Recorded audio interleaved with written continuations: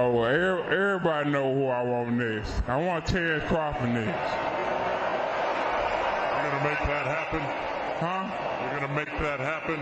Oh, definitely. That's the fight that I want. That's the fight everybody else want. Like I said, I'm going to get these straps and I'm going to go over there and take his shit too. All right. Errol, congratulations. Terrific fight this evening. Thank you, man. Down. Strap season. Y'all know what time it is, baby. Terrence, I'm coming for that motherfucking belt. All right.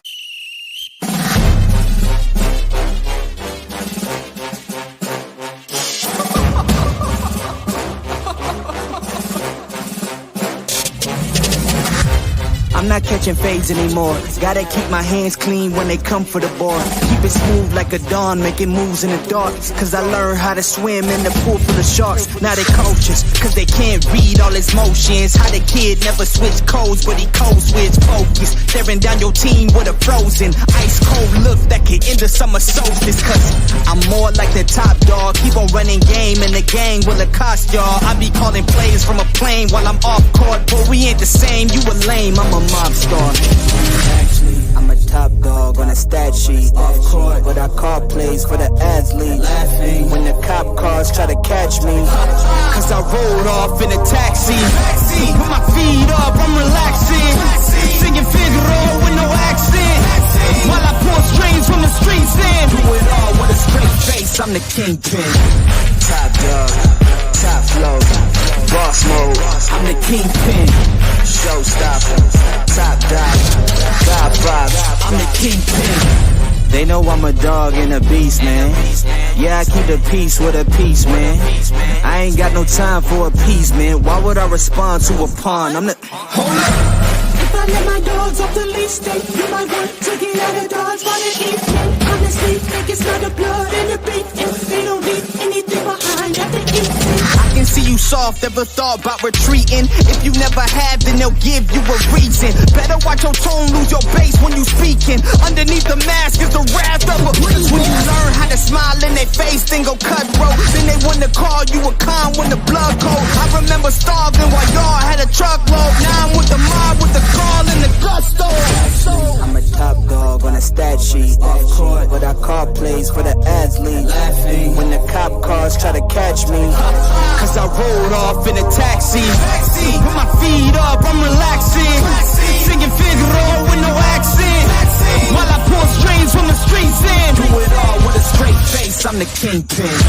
Top dog, top flow, boss mode. I'm the kingpin.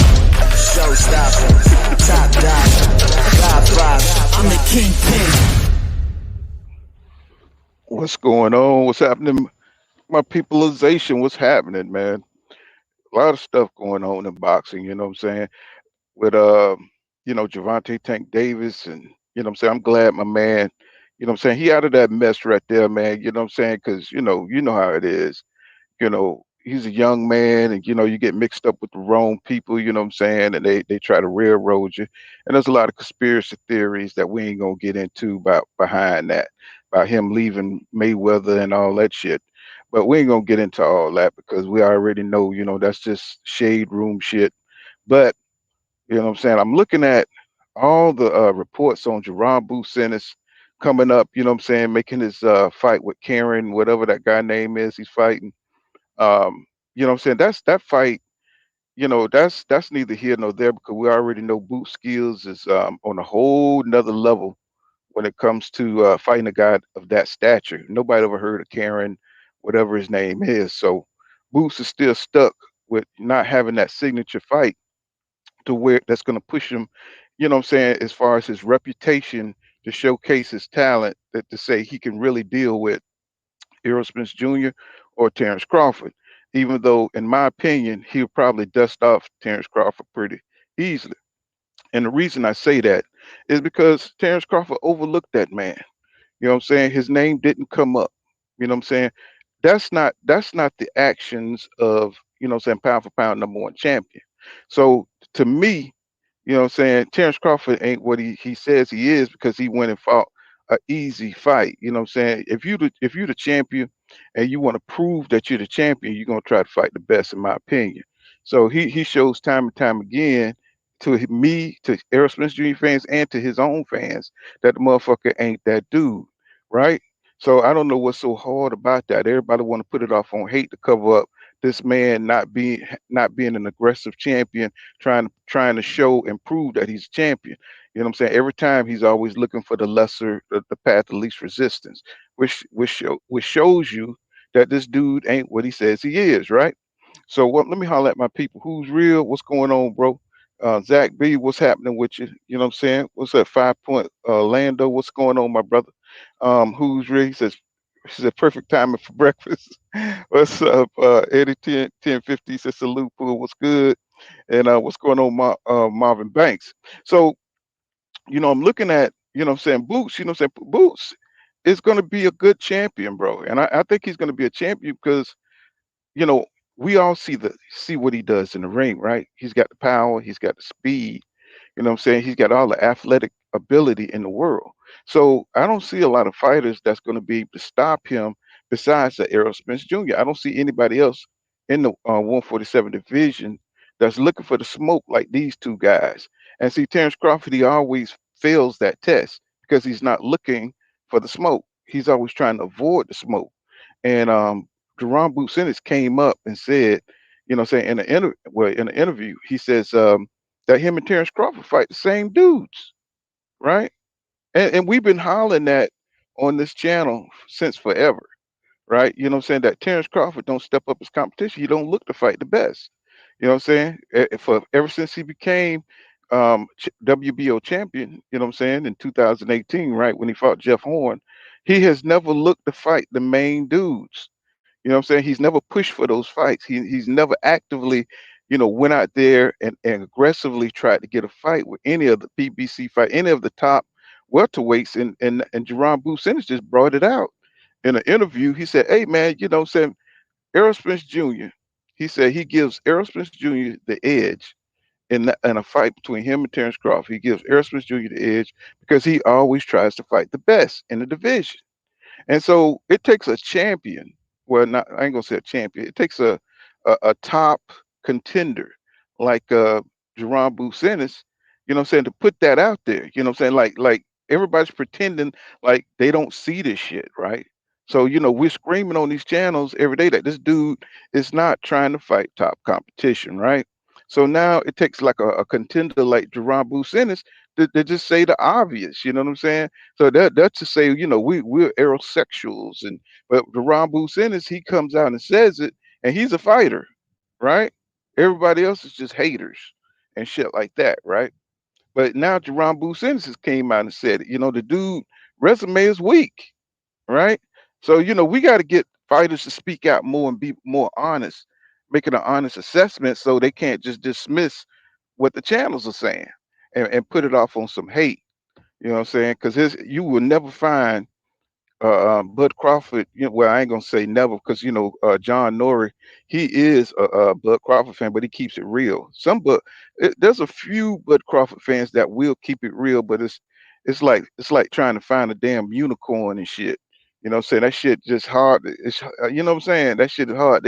Don't exist, or it's hard to find. Let's say yeah. So they won't admit that this man he just don't fight top competition, and he don't look to fight top competition. But now Jerron Boots Ennis has put it out there that, dude, we fight the same guys, right? You know what I'm saying? Thomas Delorme. You know what I'm saying? They fought the same guys. He got rid of Thomas Delorme in one round. You know what I'm saying? So Lipinets, you know what I'm saying? He destroyed Lipinets, I believe, in 6 rounds. You know what I'm saying? I mean, it's like, bro, you fighting prospect fighters, you know what I'm saying? David Avanesian and shit, Yeah, they put him up in the rankings, you know what I'm saying, to give him an excuse, to give him some kind of foundation at the end, but the dude was outside the top 10. You know what I'm saying? Before they stop, pushing him up there so you can have an easy fight. So, the man has 39 wins. He's got what? I forgot how many knockouts. I think 29 knockouts now. And we still waiting on you to step up, bro. You know what I'm saying? So, I don't understand how so many of these his fans just ignore all that And they even have channels now that's this out there shading EJ, saying, calling them fat now. And even the boxing writers were saying that EJ last few opponents were over the hill, right? And I looked at that. They said that so they posting their age right now. Like, Danny Garcia's 34, Sean Porter's 34. But you had to look at when EJ fought them, they were like 33, 32. And I was just looking, it was a disingenuous article. And I was like, these dudes are not the age when Errol Spence Jr. fought them. And I thought, if you're a casual fan, you wouldn't know that. You know what I'm saying? You would really think that this article is legit. And you know what I'm saying? Because I've been running so hard, I haven't been able to put pen to paper and just kind of like, what I'm saying, get everything down so I could just go to it. But it's articles was saying that EJ fought dudes when they were old and shit. And I'm like, bro, these dudes was young when EJ fought them. They were old when Crawford fought them. You see what I'm saying? He fought them after EJ. But see, they never mention that when you talk about Terrence Crawford. You know what I'm saying? Terrence Crawford, he fought the scraps. You know what I'm saying? He didn't fight nobody when they had a belt. You know what I'm saying? He didn't fight nobody when they were in their prime and shit. EJ fought everybody in their prime. So they even trying to call Ugas old and shit. But you saw how Ugas fought. Ugas, what's going on inside the square circle with King Judah? Y'all subscribe to Inside the Square Circle with King Judah. So yeah, so the article is disingenuous because it was posting their age now and not when EJ fought them. And I just thought that was real interesting how they was trying to guide this narrative and this, saying trying to change public opinion how they look at EJ. And I'm like, how can they do that when they know this man only goes after the best, even when he's not at his best? And that was just kind of crazy for me, man. Cause I was just like, they really, really do not like the PBC fighters, bro. They really want to shit on everything that they do, no matter if they're, saying go after excellence. Saying if you got 3 belts in the division, right? And a man got sitting on 1 belt and haven't won any of the other belts in the division, that man is subpar. You know what I'm saying? You can't sit on 1 belt for 5 years, bro, and not fight anybody and be considered the best pound for pound #1 champion, especially at 147. So I don't understand how these guys come to these conclusions because I seen a video where, what I'm saying, it was Colazzo who was some guy was had talked to, well, I don't know if he talked to him or not, because you know how niggas is today. You know what I'm saying? He said he talked to Colazzo, and Colazzo said that Terrence Crawford can move around and do all this shit, and Errol Spence Jr. he only stands at one spot, but he got more power and all this kind of shit. I was like, what Colazzo? Colazzo is a power puncher himself, and he's a hard nosed guy. So I was like, really, his opinion is kind of shitty because he don't see EJ can move in the ring. They always try to make it look like Errol Spence Jr. can't move in the ring or something. They always try to downplay his abilities, you know what I'm saying? And it just shows, it just kind of discredits you because you don't watch the fights. You know what I'm saying? If you say EJ can't move in the ring, bro, then you don't know what the fuck you talking about, bro. Cause that dude, how you think he put pressure on your ass if he can't move in the goddamn ring? So it's just, it just had me just like, what do these motherfuckers have? I mean, are they getting paid off to say this shit? Like, bro, I mean, you won't even have to be a boxing expert to see who is the dude that's putting the pressure on Danny Garcia. Who is the dude that's putting pressure on Kell Brook and pressed his ass out? You got to be able to move to do that kind of shit. Cut off the ring. You got to have skills, boxing IQ, and all that. So they just skip all over that and say they act like Terrence Crawford is like the road runner or some shit. And he's gonna go beep beep, and he's just gonna goddamn be all over the ring, and like he floored, like he's how you gonna be the road runner and get hit all the fucking time in the face, right? You know what I'm saying? And I was watching Boots fight, and I was saying I watched him knock out Thomas Delorme. And I was saying, Boots, he get hit by that right a lot. You know what I'm saying? The only thing is people can't stand up to Boots' offensive power. You know what I'm saying? They allow him, they stay in range, you know what I'm saying, his speed, you know what I'm saying, he covers the distance so quickly. So his athletic ability, you know what I'm saying, gives him an advantage, and his speed and his reflexes, because he knocked out Thomas Delorme, you know what I'm saying, real quick. You know what I'm saying? But Thomas Delorme got off some good ass shots on him. So if you're durable and you can withstand Boots offense barrage, you would take him to the next level. You know what I'm saying? Even Lipinets took him to 6 rounds, right? Now Boots is getting better and better, but you can't put him up there, you know what I'm saying, say he's gonna beat EJ just because he has great offense. You know what I'm saying? Because you can negate great offense and then you have to go to plan B, right? You have to go to the next level. And we know that EJ can make these adjustments and he's a physical fighter. And that's the only type of person that's going to be able to beat Boots. You know what I'm saying? Unless saying you on a higher boxing level skill and you got all the athletic ability to avoid, you know what I'm saying, what he got to bring to the table. So, the shit is just kind of interesting how people looking at this shit. And I'm just like, bro, I'm just tired of seeing these motherfuckers just going over the same shit, saying the same thing. You know what I'm saying? Now everybody's jumping on Boots bandwagon because now they see Terrence Crawford, you know what I'm saying, ain't really interested in fighting. You know what I'm saying? But they don't want to admit the shit. You know what I'm saying? That this dude is just full of shit. Smoke and mirrors. What's going on, Setadon? He says, damn, he says he's cooking. He says, y'all can't smash the like button, shaking my head. Yeah, smash the like button for your boy. But y'all know how we do over here. We don't do it for the likes. We don't do it. Well, I want you to hit the like button, but we do it because we love boxing, right? You know what I'm saying? That's the difference between me and a lot of other channels. You know what I'm saying? I work for a living. You know what I'm saying? I'm not here on YouTube 247 and I'm not, what I'm saying, going off on other, creators. I'm just saying, I don't just do it for that. You know what I'm saying? I do it because I love the sport, you know what I'm saying? And I love having a channel and I love, what I'm saying, talking to other boxing heads, you know what I'm saying? That's why I do it. So, you ain't gonna have to worry about me coming on here, switching up and nothing like that or putting on just because, you know what I'm saying? Because, I don't care about all that stuff, you know what I'm saying? So, Hoop Zone, what's going on? Hoop Zone in the building with the winning team. Y'all subscribe to Hoop Zone, you know what I'm saying? Got a great basketball channel, you know what I'm saying? Y'all go over there and subscribe to Hoop Zone. What's going on, Slime? What's going on? What's going on, Phoenix 6? What's going on, that holy boy? What's going on, bro? Let's see. What's going on, John Nori? What's going on, Melvin Freeman? What's happening, bro?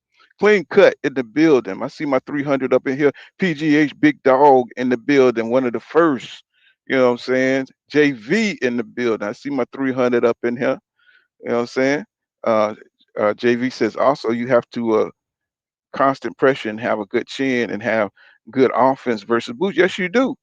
You know what I'm saying? I mean, Boost is, say he's a generational talent because, or he looks better than I'm gonna say he looks better than he actually is because we always had tough fighters like that. You know what I'm saying? It's just that now we have such a weak era of fighters.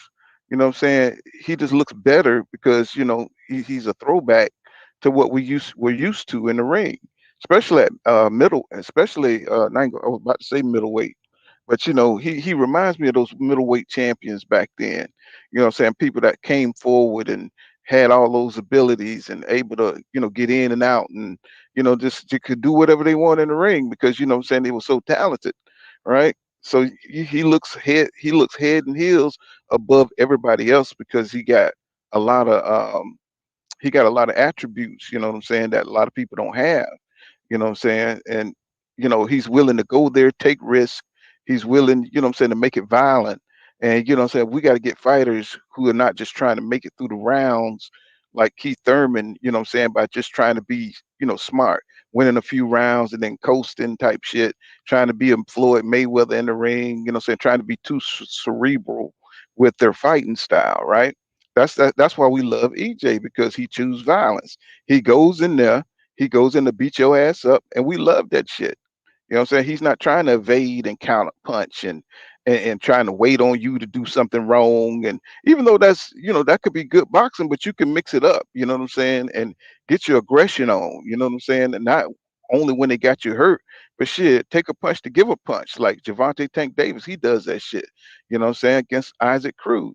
You know what I'm saying? When Isaac Cruz, you know what I'm saying, kept coming forward, shit, Tank, he started to choose violence because he was like, look, you ain't fit to keep coming in here hitting me on my damn midsection. I'm gonna have to show you, bro. You're gonna have to eat a couple of these fucking uppercuts and get your head right, bro. You know what I'm saying? Because you know what I'm saying, Tank. If you go back, that's a good fight. Because Tank at certain times he had to let him know, like, look, little nigga, you know what I'm saying, you ain't gonna come in here, you know what I'm saying, and try to beat me up or some shit. You know what I'm saying? Tank had to hit him with a couple uppercuts. You know what I'm saying? Let him know, bro. You know what I'm saying? I'm just trying to set you up, bro. You know, you ain't got it like that now. You know what I'm saying? If I have to come in here and whip your ass like old fashioned style, I will. And sometimes Tank had to sit down and bust his ass up a little bit just to let him know, you know what I'm saying, that you ain't running shit around here. And see, that's what I love about about Tank. That's what I love about Errol Spence Jr. And that's what we're gonna love about Jaron Booth Ennis. They're gonna take it to your ass and see if you could take it. They're gonna test you. You know what I'm saying? If it's in spots, you know what I'm saying, they're gonna box a little bit, you know what I'm saying? Then they're gonna go at your ass, right? And that's what I love about these fighters. You know what I'm saying? They're aggressive as shit when they need to be. Boots look like he's gonna be aggressive. You know, he gonna make sure if you can't handle his offense, he gonna get you up out of there. He ain't gonna play with you. You know what I'm saying? And so, you know, he's the up and coming upstart, and a lot of people are afraid that Terrence Crawford won't pass that test. So they were happy when Terrence Crawford didn't choose that match, right? You know what I'm saying? Because his name didn't come up, bro. You know what I'm saying? How his name didn't come up when he's been calling you out on social media, on videos, on Fight Hype, on everybody's like, hey man, what they were upset that Terrence Crawford didn't pick him. Now we I want to see Terrence Crawford fight that man because he haven't had no kind of fight like that, right? But I want to see EJ fight him too, right? But EJ has already proven himself by fighting the top of the division. So it ain't no hate to want to see Terrence Crawford fight Boots, right? So they're gonna do the same thing that they do for Canelo when you ask him to step up and fight the best in the division. What has he done? He don't have a belt. This da da da. Da. Wouldn't it be better for him to fight Boots now than when he becomes a year older at 36? So he has no intention on fighting Boots, right?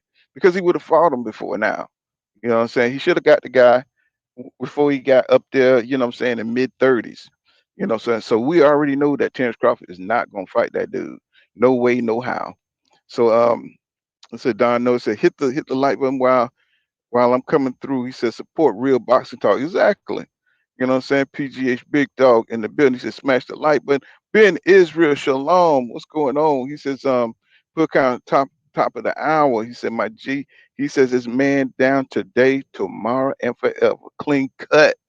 You know what I'm saying? He says EJ will whip crawfish and boots. You know what I'm saying? Exactly. You know what I'm saying? I believe so too. But y'all, we got to see these guys jump in the ring. We tired of talking about shit. Man. Uh-oh. Look like my headset went out. Let's see. Can y'all hear me? I think my headset went out. Yeah, I can hear you. I don't know if y'all can still hear me or not. I can hear you. Can hear me? So let me see. Yo, cool. BA says salute, brother. It said brother PCB. What's going on, BH? And PGH Big Dog said Duffer has no heart, just looking for easy C-level competition. Overrated. That's what I say too, bro. What's going on, Amun Nara? I forgot how to pronounce that, bro. He said peace and blessings, Pull Counter. He said in chat, what's going on, bro? And PGH. Oh, let me see. I'm sorry. So Christopher Jordan, what's happening? He says Errol Spence will take care of Boots, and Crawford will keep making up excuses to not fight. Yo, cool. You can hear me? To not fight Spence. And PGH Bezos said Spence would not fight Boots at 147. He said it happens at 154. I believe so too. But we know that EJ is willing to fight that guy. You know what I'm saying? He's willing to get in the ring and he's willing to make it happen. You know what I'm saying? What's going on, King Judah? Can you hear me? Yeah, I can hear you, man. You can't hear me. King Judah. Yeah, I can hear you, bro. Okay, I just want to call my headset went out. That's why. You can hear me? Yeah, I can hear you. Oh, okay.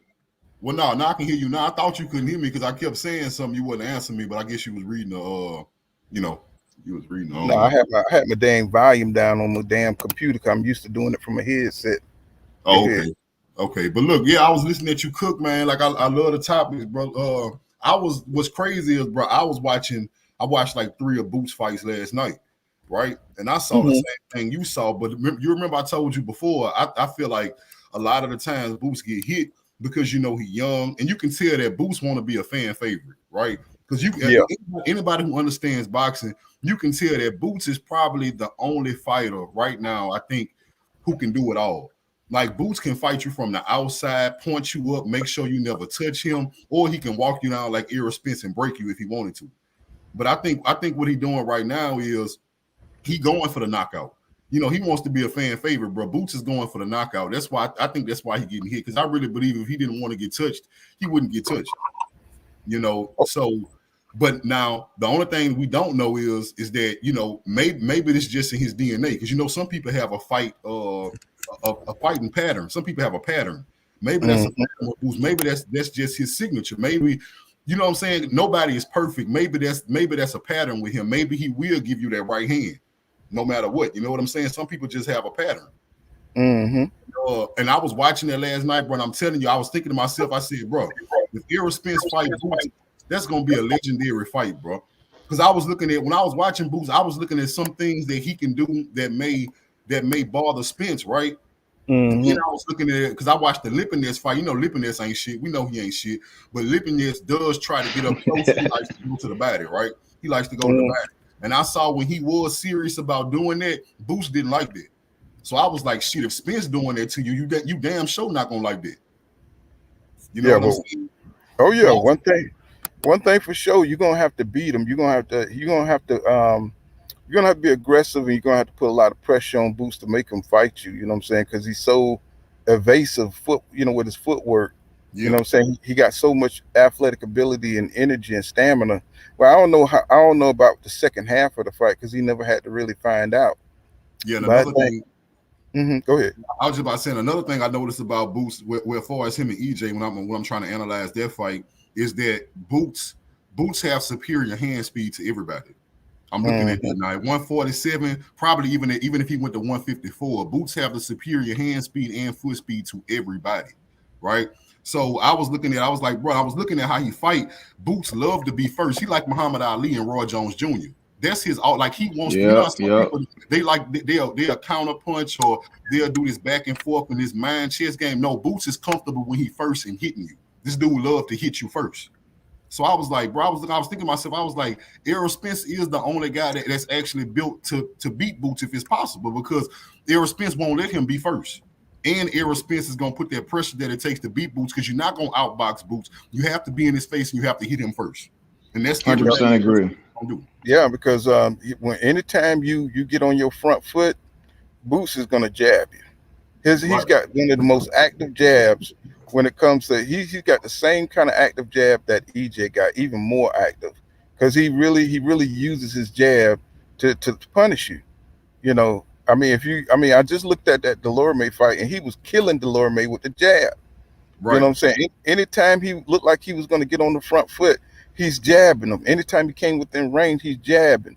So that's something that's EJ, he's going to have to pick up his jab count to get inside. You know what I'm saying? Because that dude active guard, his active jab is I'm talking about his punch rate is high. You know what I'm saying? He can stay with EJ at least in the early rounds. He can match him blow for blow. So that's why that fight is going to be so good. You know what I'm saying? Right. But I do believe Boots will fight off the back foot when it comes to EJ and try to catch him with something. You know what I'm saying? Not that I think that Boots will beat him, because what I think it'll be a fight of attrition. You know what I'm saying, for EJ, because he have to get in there, he have to really take some shit to give some shit type of situation, and it'll be whoever can take the other one's power. You know what I'm saying? Who can break the other one down first, mentally and physically. You know what I'm saying? And I think that's why that fight is better than the Terrence Crawford fight, because we could see who really trying to go towards the smoke and who's trying to evade the smoke. You know what I'm saying? Right now, we got to get into all kind of different weird discussions when we're talking about them guys getting in the ring. We got to talk about money. We got to talk about attitude. We got to talk about the hate for EJ. No, dude, you don't need to do all that when two fighters really want to fight. So, he's doing all this shit not to get into the ring with EJ. And it's like, forget this dude, bro, because we shouldn't have to do all this. He should be the first one over at the PBC with his hand up or sitting at the table ready to sign the contract. And he's doing all this other shit, you know what I'm saying? Trying to act like some kind of boss, trying to act like, but he's always done this shit in his career. So that's why I can't believe in Terrence Crawford at all at this point in time. And I just think it's great that Boots is calling his ass out on that shit, that they fighting the same kind of opponents. You don't deserve the respect that EJ gets at 147, and that's just point blank period. Yeah, Boots laughed when they asked him about Terrence Crawford, about that fight with Avenesia. He laughed at it, bro. And he basically said that he came out and said, they asked him, he was like, man, everybody say that you remind him of Bud Crawford. He said, man, I'm nothing like Terrence Crawford. He always at first. I remember when they first started saying that Boots used to laugh it off respectfully, like what your boys say, right side respectfully. But now he let them know, look, don't say that shit. That dude nothing like me. He don't want to, bro. I'm telling you, people don't understand, bro. Boxers have a lot of pride, bro. And I don't care. A lot of y'all dudes might be from the hood. Some of y'all dudes might even consider yourself street. So y'all claim y'all like dudes who got balls. Y'all like dudes who say it with their chest. But nobody respect real men more than fighters. You know what I'm saying? So when you move in the way Bud moved, bro, a lot of fighters lose respect for you and Boots to the point. Don't compare me to that dude ever again. Mm-hmm. You know what I'm saying? That's a fact. Don't ever What's say going on, H Money? What's going on, H Money? In the building. Another thing I wanted to bring up, man. Y'all know I had to go there. I'm glad that Tank been cleared. That girl lied on him. I'm glad he not going to jail for that. You know what I'm saying? All that stuff been cleared up. But at the same time, I want everybody to remember when Devin Haney fought Kambosos, y'all try to discredit Kambosos as if he was a bum, even though he beat the man that beat the man, right? So Devin Haney made sure he let y'all know that the guy that y'all feel like is a step-up fight for Tank, which is Hector Garcia, Devin Haney told y'all that was a tune-up. Y'all call my championship fight for Undisputed a tune-up. I actually made Tank next opponent a tune-up, and we kicked him out of camp.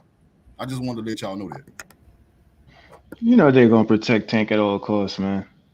I like Tank, but it's like, bro, like this is a step up fight. That's what it is. It's not like a super contender fight. It's not super like up there as far as the top of the division. It's a step up fight. Yeah. I mean, I'm glad you're having one, but we can only give you so much congrats. Like, just win the fight, then we can go on to bigger fights. All right. I'm just saying, don't use this next fight that Tank have. Should he win, which we all feel like he will. Don't because I know what they're gonna do. Don't run with that saying, oh, see what I'm saying? Tank the man at 135. Look what he did to Hector Garcia. Devin Haney ran his ass out of camp. Just remember that. Yeah, and I saw the sparring, man. I mean, the guy can't really box like that. I mean, he beat Corbett because he couldn't take his punch. That's really what he did. He didn't really outbox Corbett. Corbett couldn't take his punch, and that's what it was. But Devin didn't have no problem taking his power, and he was about. It looked like he was about to walk him down. So that was pretty convincing footage. Yeah, Corbett, bro. He not really he not the goods, and I'm glad you brought that up because we had a guy on here. I forgot that we was talking to some dude, bro, and I noticed that some people, man, they swayed by flashiness, right? Because I've been thinking about this all night, bro. Like a casual would look at Chris Colbert and think he the goods because he looks flashy. That's what people, bro. That's what you can't fall victim to what look good. You got to look at what's effective. You know what I'm saying? That's like in football. Yeah. You had guys that would have told you firsthand, oh, Reggie Bush is better than Adrian Peterson because Reggie Bush was more flashy. He was more shifty. He did a lot of more jukes and stuff like that. But when you look at the yards, Adrian Peterson was killing him. Oh yeah, you can't fall for the. You know what I'm saying? You can't fall for the flashiness, and that's what Chris Colbert was. Chris Colbert was all flash and no substance. So like he didn't really have the effectiveness when you because the thing was with him, he would try to box people that he obviously could outbox. Whenever he fought somebody that he couldn't outbox, he would try to fight them. This was the one time where he couldn't just fight this guy because he couldn't take his power, so he got exposed. When he got knocked down the first time, and that's when his boxing brain should have turned on. Like, oh, I gotta box this guy. He couldn't do it because he don't have that skill set. Well, I believe what happened was he knew he was giving this guy, you know what I'm saying, he came off with 2 weeks notice. And, you know, most times when you fight guys that's on a 2 weeks notice, they ain't ready. And he thought he could just go in there and press this guy because he wasn't in shape or whatever. He thought it was just going to be like a 2 week camp type thing, and he was going to run out of steam. And the guy was ready. The guy stayed ready. He didn't understand that this guy was so super prepared, like for a major fight, like a full training camp. See, he was expecting somebody who gonna give out, you know what I'm saying, because of 2 weeks notice, and the dude was ready. And I think that's the difference. You know what I'm saying? I think he took him lightly, and I think he banked on that 2 week notice too much. And he went in there. He found he had a Tasmanian devil on his hand, somebody who's fully equipped to go 12 rounds. And I think that was his downfall. He just miscalculated. See, you got a lot of fighters out here that be trying to strategize, like Terrence Crawford, trying to strategize their advantages. And sometimes you bank on the wrong thing, and you got to be fully prepared. You can't take nobody lightly. You know what I'm saying? And that when he saw dude was ready, he started, and he got knocked down. He realized he was in trouble. You know what I'm saying? He couldn't recover. Yep. He couldn't recover because he was expecting the 2 weeks Garcia. And Garcia showed him that some fighters out here are committed to the sport. You know, like Chop Corley. You know what I'm saying? You know, he stayed in shape. You know what I'm saying? He's one of them fighters that, you know, if you call him on a 1 day notice and he's ready to go 12 rounds. So you got to do your research and your due diligence, you know what I'm saying, in the sport as well as being a fighter, right? That means your team got to let you know what's going on.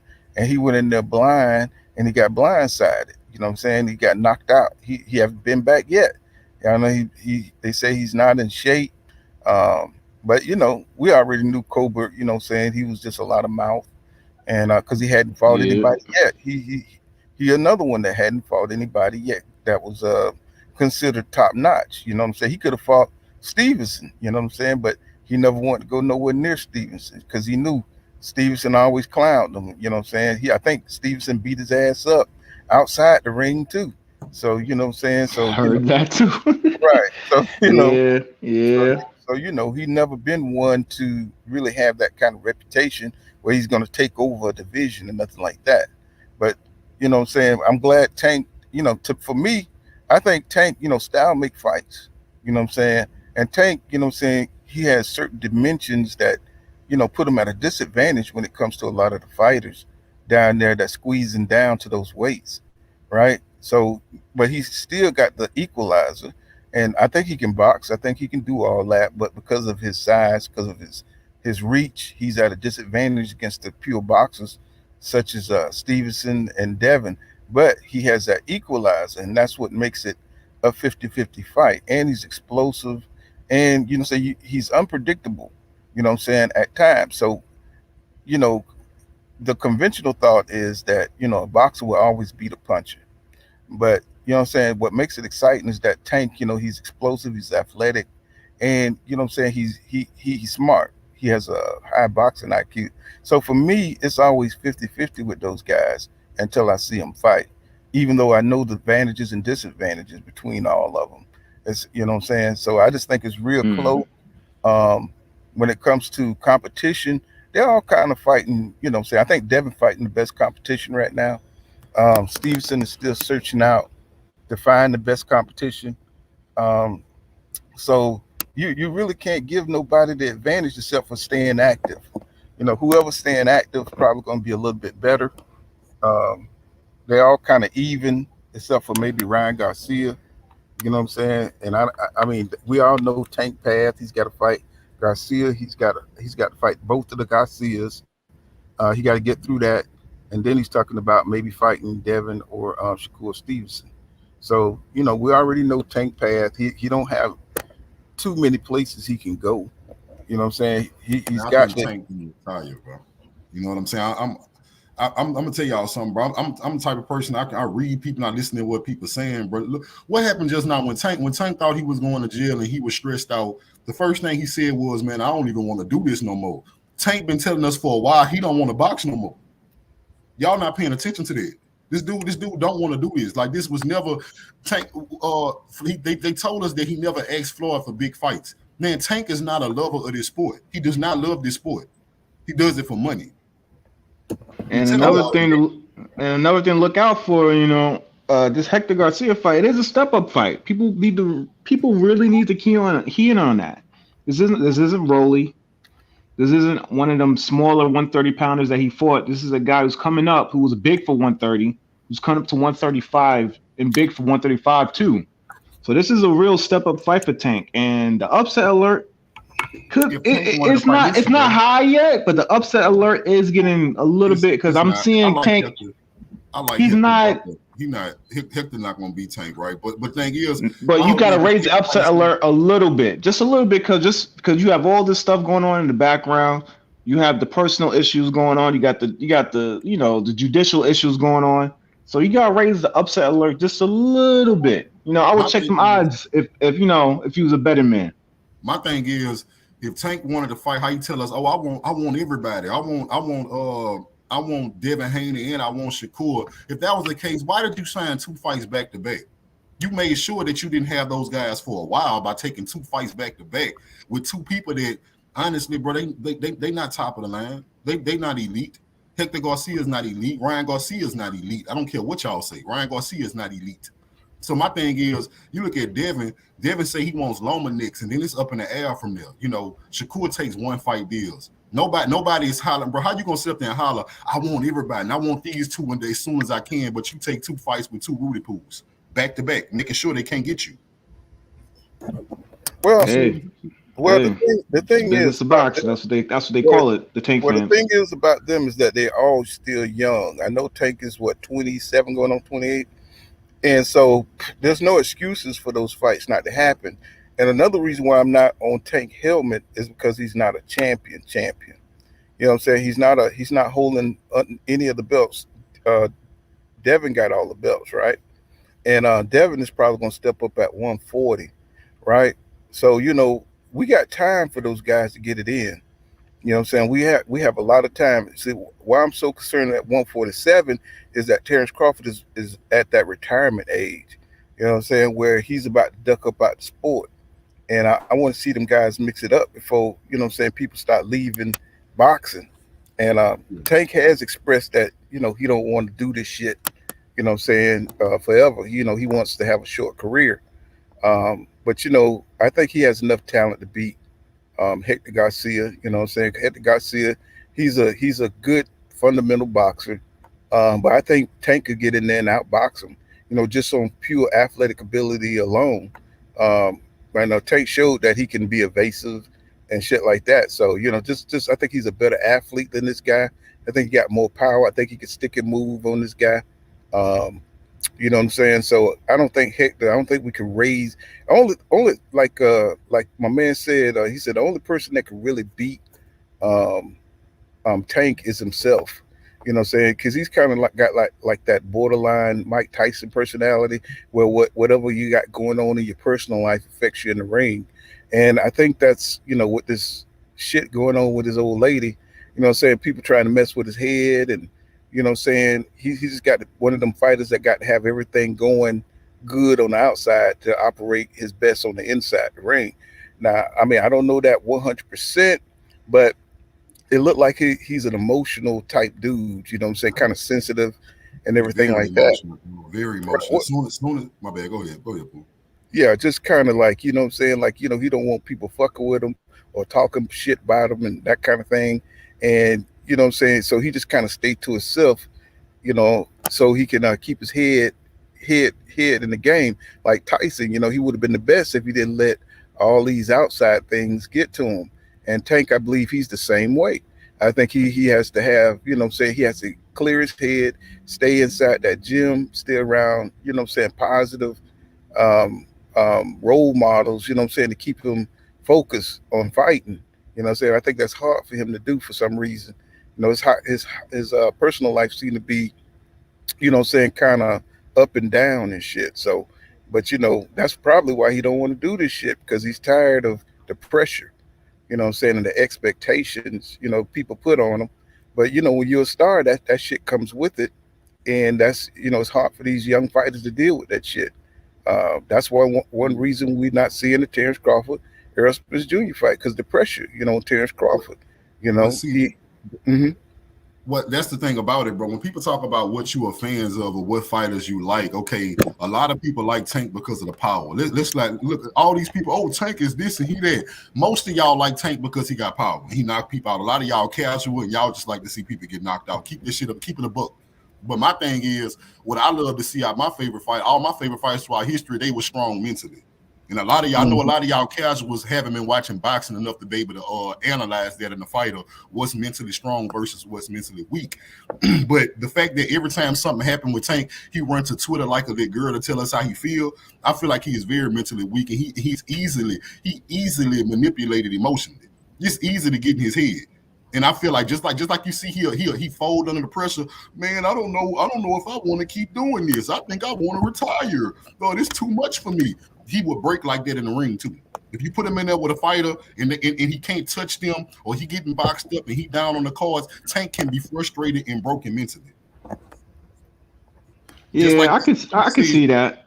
But you got to give Tank a little bit more credit, because I mean, this guy takes a lot of punches to give like a really good punch back. Oh, just about to say that. So I gotta give. Let me cook real quick, Judah. You gotta give him a little bit more credit, man, because watching him with who he fought? Yeah, Isaac Cruz, man. He was taking a lot of good shots, man. And a lot of these young fighters, I haven't seen them take shots like that. I haven't seen him get the chin tested. I haven't seen Dev and Shakur get the chin tested yet, bro. Listen, you don't. I've seen him take good shots from Linares. I've seen Shakur take a good shot from. Hold on, let me cook, bro. I've seen Shakur take a good shot from what's his name that he just beat down 130. I'm blanking out. The guy used to go in the Canelo's camp.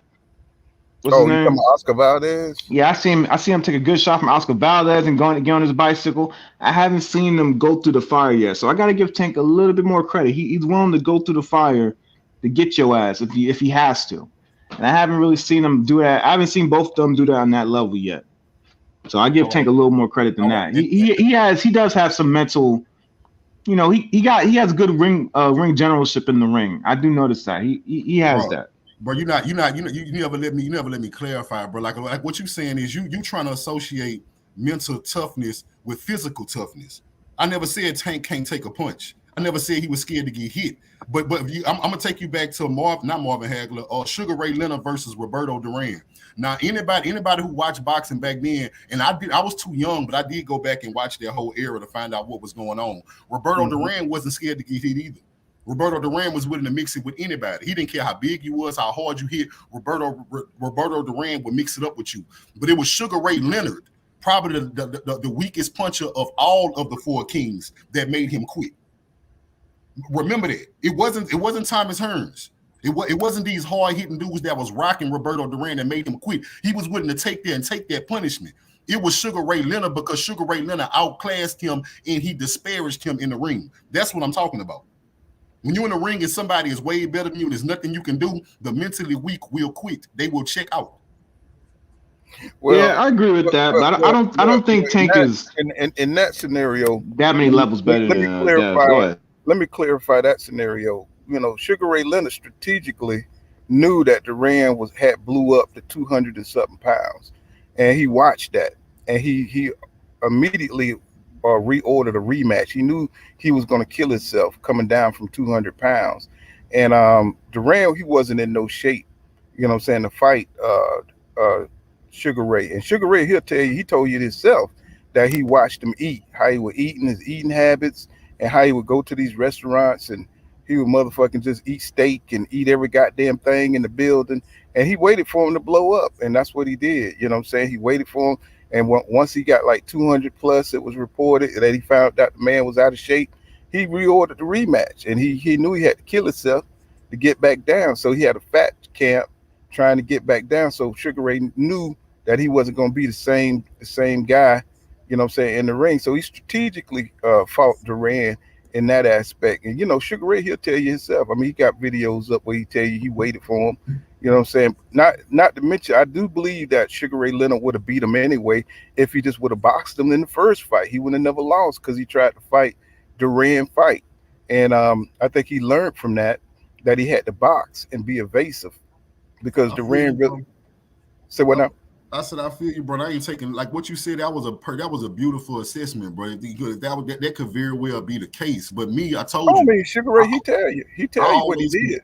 I always look at if somebody else was able to do it because I watched Muhammad Ali at the end of his career. His reflexes was gone. He was fat. He was nothing like he was. And Larry Holmes beat on him the whole fight, and they had to stop the fight. He big, and Larry Holmes was big, and the ref to stop the fight because Muhammad Ali would not quit.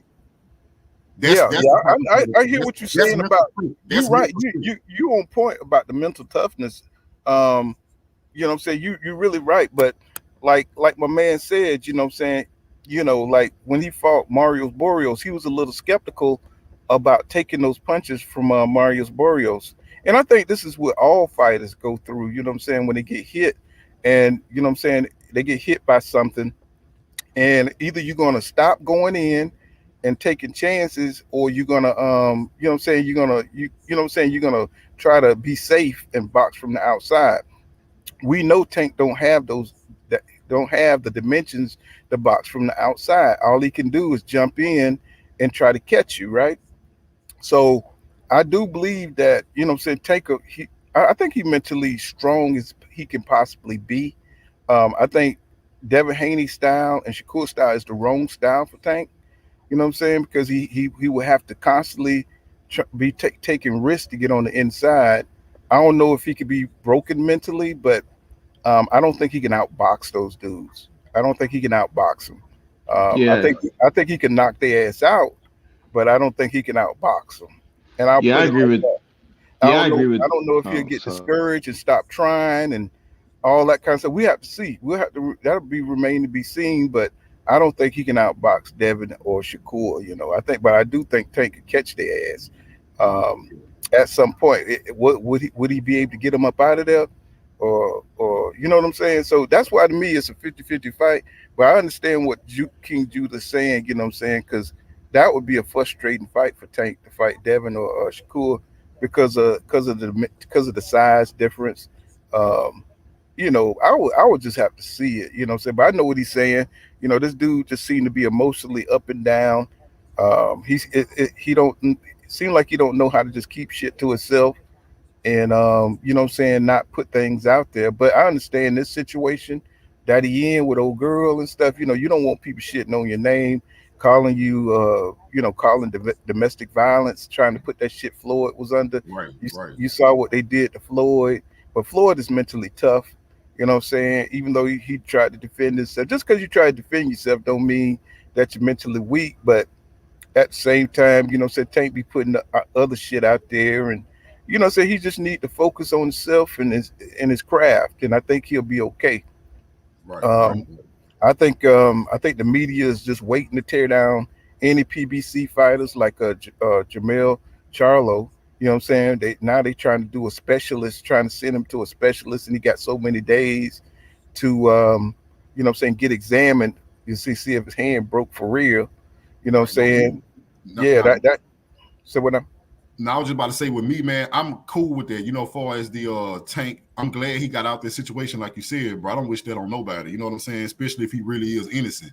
But my thing is, I'm not giving him a pass because somebody in the chat talking about, oh yeah, he got mental issues and this and that. Guess what? I'm not giving him a pass on that because it was Tank Davis that came out and criticized Adrian Broner and Ryan Garcia when they said they was having mental issues. He said that's just an excuse. He said fighters use that as an excuse to get out of fights. How you turn right back around and tell us you going through some shit now and you don't know if you want to fight? I'm not giving you a pass because you didn't give them a pass. Right. But I don't think he's saying he got mental issue. I just think it's like, so you know, when something go wrong with your old lady, nigga, you fucked up. You know what I'm saying? I mean, like if you really, you know what I'm saying, with somebody and somebody, you know, they transform on you. They you know how women are, you know what I'm saying? They act like they in your corner, then all of a sudden some shit go down, they don't get their way, and now they trying to put you in fucking jail. That fucks with your soul, my nigga. That fucks with your focus. You know what I'm saying? You know what I'm saying? I don't think he's saying he mentally ill. I'm just saying, like, damn, shit, we got kids that too. They fucking with your kids, and you know what I'm saying? This shit, you putting shit on toilet, on tooth, you know what I'm saying, on your toothbrush and all kind of crazy shit like that, bro. That shit will break your focus, bro. You doing this shit in front of what kind of mama doing shit like that, bro? And he's like, you got to deal with that shit. This is the kind of motherfucker I'm in the relationship with. You know what I'm saying? It's like, who does that shit? So it's some reason it's almost like she getting paid to knock this man mental, you know what I'm saying, off the focus of boxing. Yeah, he You know, said who that does? too. He said he Yeah. think they offer her 50 grand to, you know, to mess over him. So, like I said, on that situation, bro, I'm with Tank 100%, bro, because I hate to see that. But that's what I'm saying. You know, you got to take that into consideration because, you know, when you want to fight, see, we boxing fans, we want to see fighters fight at their best. I don't want to see none of that strategic shit. You know what I'm saying? You waiting for a motherfucker to get in a car accident. You ain't trying to fight this motherfucker all year long. Then a motherfucker get in a car accident, and all of a sudden you calling them out. Yeah, and the motherfucker been caught. Right. Right. So, you know what I'm saying? So nobody got time for that bullshit, bro. You know, we got to look at the pussy punk assness of how motherfuckers move in this sport. You know what I'm saying? If somebody been calling you out, bro, and his name didn't come up, that you full of shit, bro. You know what I'm saying? You full of shit. You showing that you don't want that kind of competition level, bro. You rather fight fucking David Avenesian, who nobody respect. You know what I'm saying? No boxing fans, nobody called for that fight. I was just looking at manager Marty, and they were saying shit. You know what I'm saying? The super champion, you know, they gotta fight mandatories every 9 months, not every 18 months, right? And he broke it down like, you know what I'm saying, this dude should have been fighting you know, Boots or somebody like that. You know what I'm saying? Instead of fighting David Avenesian, who's nowhere in the equation, right? But I'm not worried about that. I'm just worried about, you know, fighters are not really trying to challenge themselves anymore, and they just trying to make money. You know what I'm saying? They don't give a fuck about legacy when it's a bad motherfucker at the top. You know what I'm saying? And I think EJ has shown us that he don't care. He's just going after the belts. You know what I'm saying? Whoever have it. Booth said, I don't care. They keep trying to trap him to say something negative about Terrence Crawford or EJ. He said he don't care. He just, whoever got the belts is who I'm going for. Right? That's who I'm going for. Right. Whoever got the belts. And you don't see that in Terrence Crawford. He don't want them other 3 belts. He don't want none of those belts as long as EJ got them. And that's why they shouldn't let him hold one. We see what you did. You went and got the easiest belt and you sat on it for 3 years, bro. They shouldn't let him do that because you don't want undisputed. Why wouldn't this is my thing? How does it benefit these networks to not have undisputed? Because I don't understand the business like y'all made. Does it benefit them more to have an undisputed fight or not to have one? Y'all let me know. Well, it depends on the outcome, because it seems like they didn't really want the Jamel Charlo thing to go the way it did, but a Golden Boy fighter had that. Fighters. Maybe they just don't want PBC fighters to be on. That's what I'm saying. They feel like PBC is trying to build a monopoly in boxing. That's what they say. They don't want black people to run boxing, bro. That's what it is. So they see EJ, he's coming up. You know, they got all these unknown people coming from all the woodwork, giving Bud all these crazy deals. We'll give you $25 million not to fight. Basically, $25 million not to fight EJ. So they're all really just trying to stop the takeover, man. And this is something that's been it's been going on for a long period of time. You got DAZN, you got Top Rank, you got all these paid advertisements on these YouTube channels. People getting paid off just to hate on the PBC because they don't want black people to take over boxing. It's been long overdue. We have the best athletes, we have the best promoters, we have all the top numbers. Our fighters are in those fights. It's been long overdue, man. People need to stop the hate. It's not like we're afraid to fight y'all. We'll fight all the best Latin fighters. We'll fight all the best European fighters. We'll fight all the best white fighters. All the best UK fighters. Y'all come on, bring the action. We'll fight you and we'll make money. Stop hating. That's why I say it would behoove, like we was arguing with that dude. Well, I was arguing with that dude the other night on Pool. It would behoove Boots to take Crawford's belt. Because think about it. Why? Listen, y'all, hear me out right quick.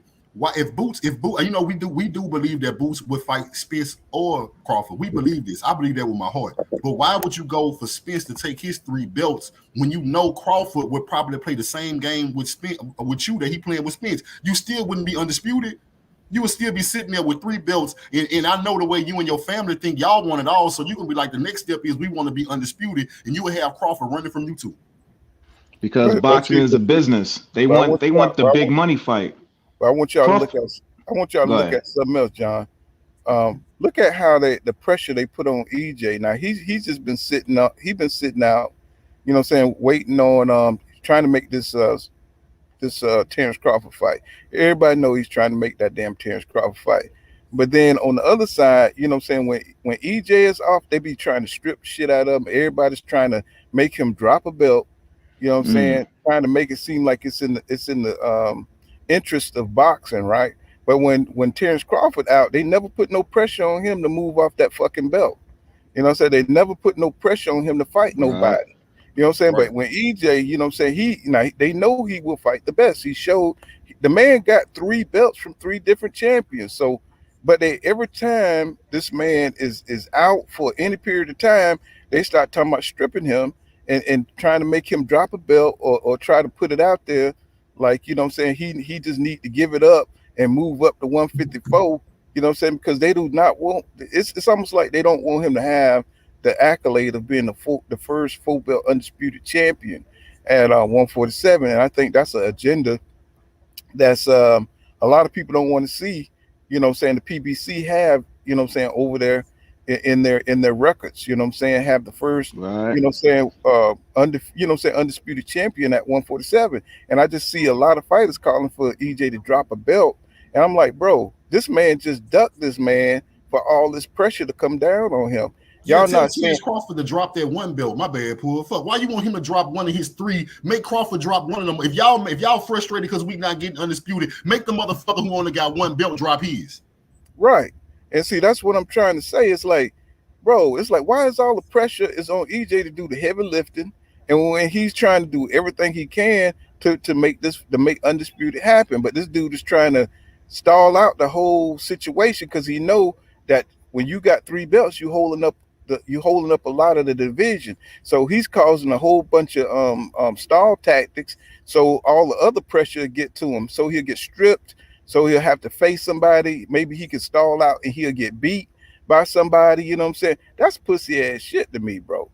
You know what I'm saying? That's a pussy ass tactic, and everybody can see it. And he think people are stupid. You know what I'm saying? Like, we can't see the shit, bro. We can see it. We see what you're doing, bro, and it's disgusting. You know what I'm saying? Because you're supposed to be pound for pound #1 champion, and you not, bro, because you're not acting like that, bro. You're trying to use stall tactics. You're trying to use, politics to get this man pushed off those 3 belts and shit, because you know those sanctioning bodies gonna want to see, gonna want to, say, have their fights going for different belts, right?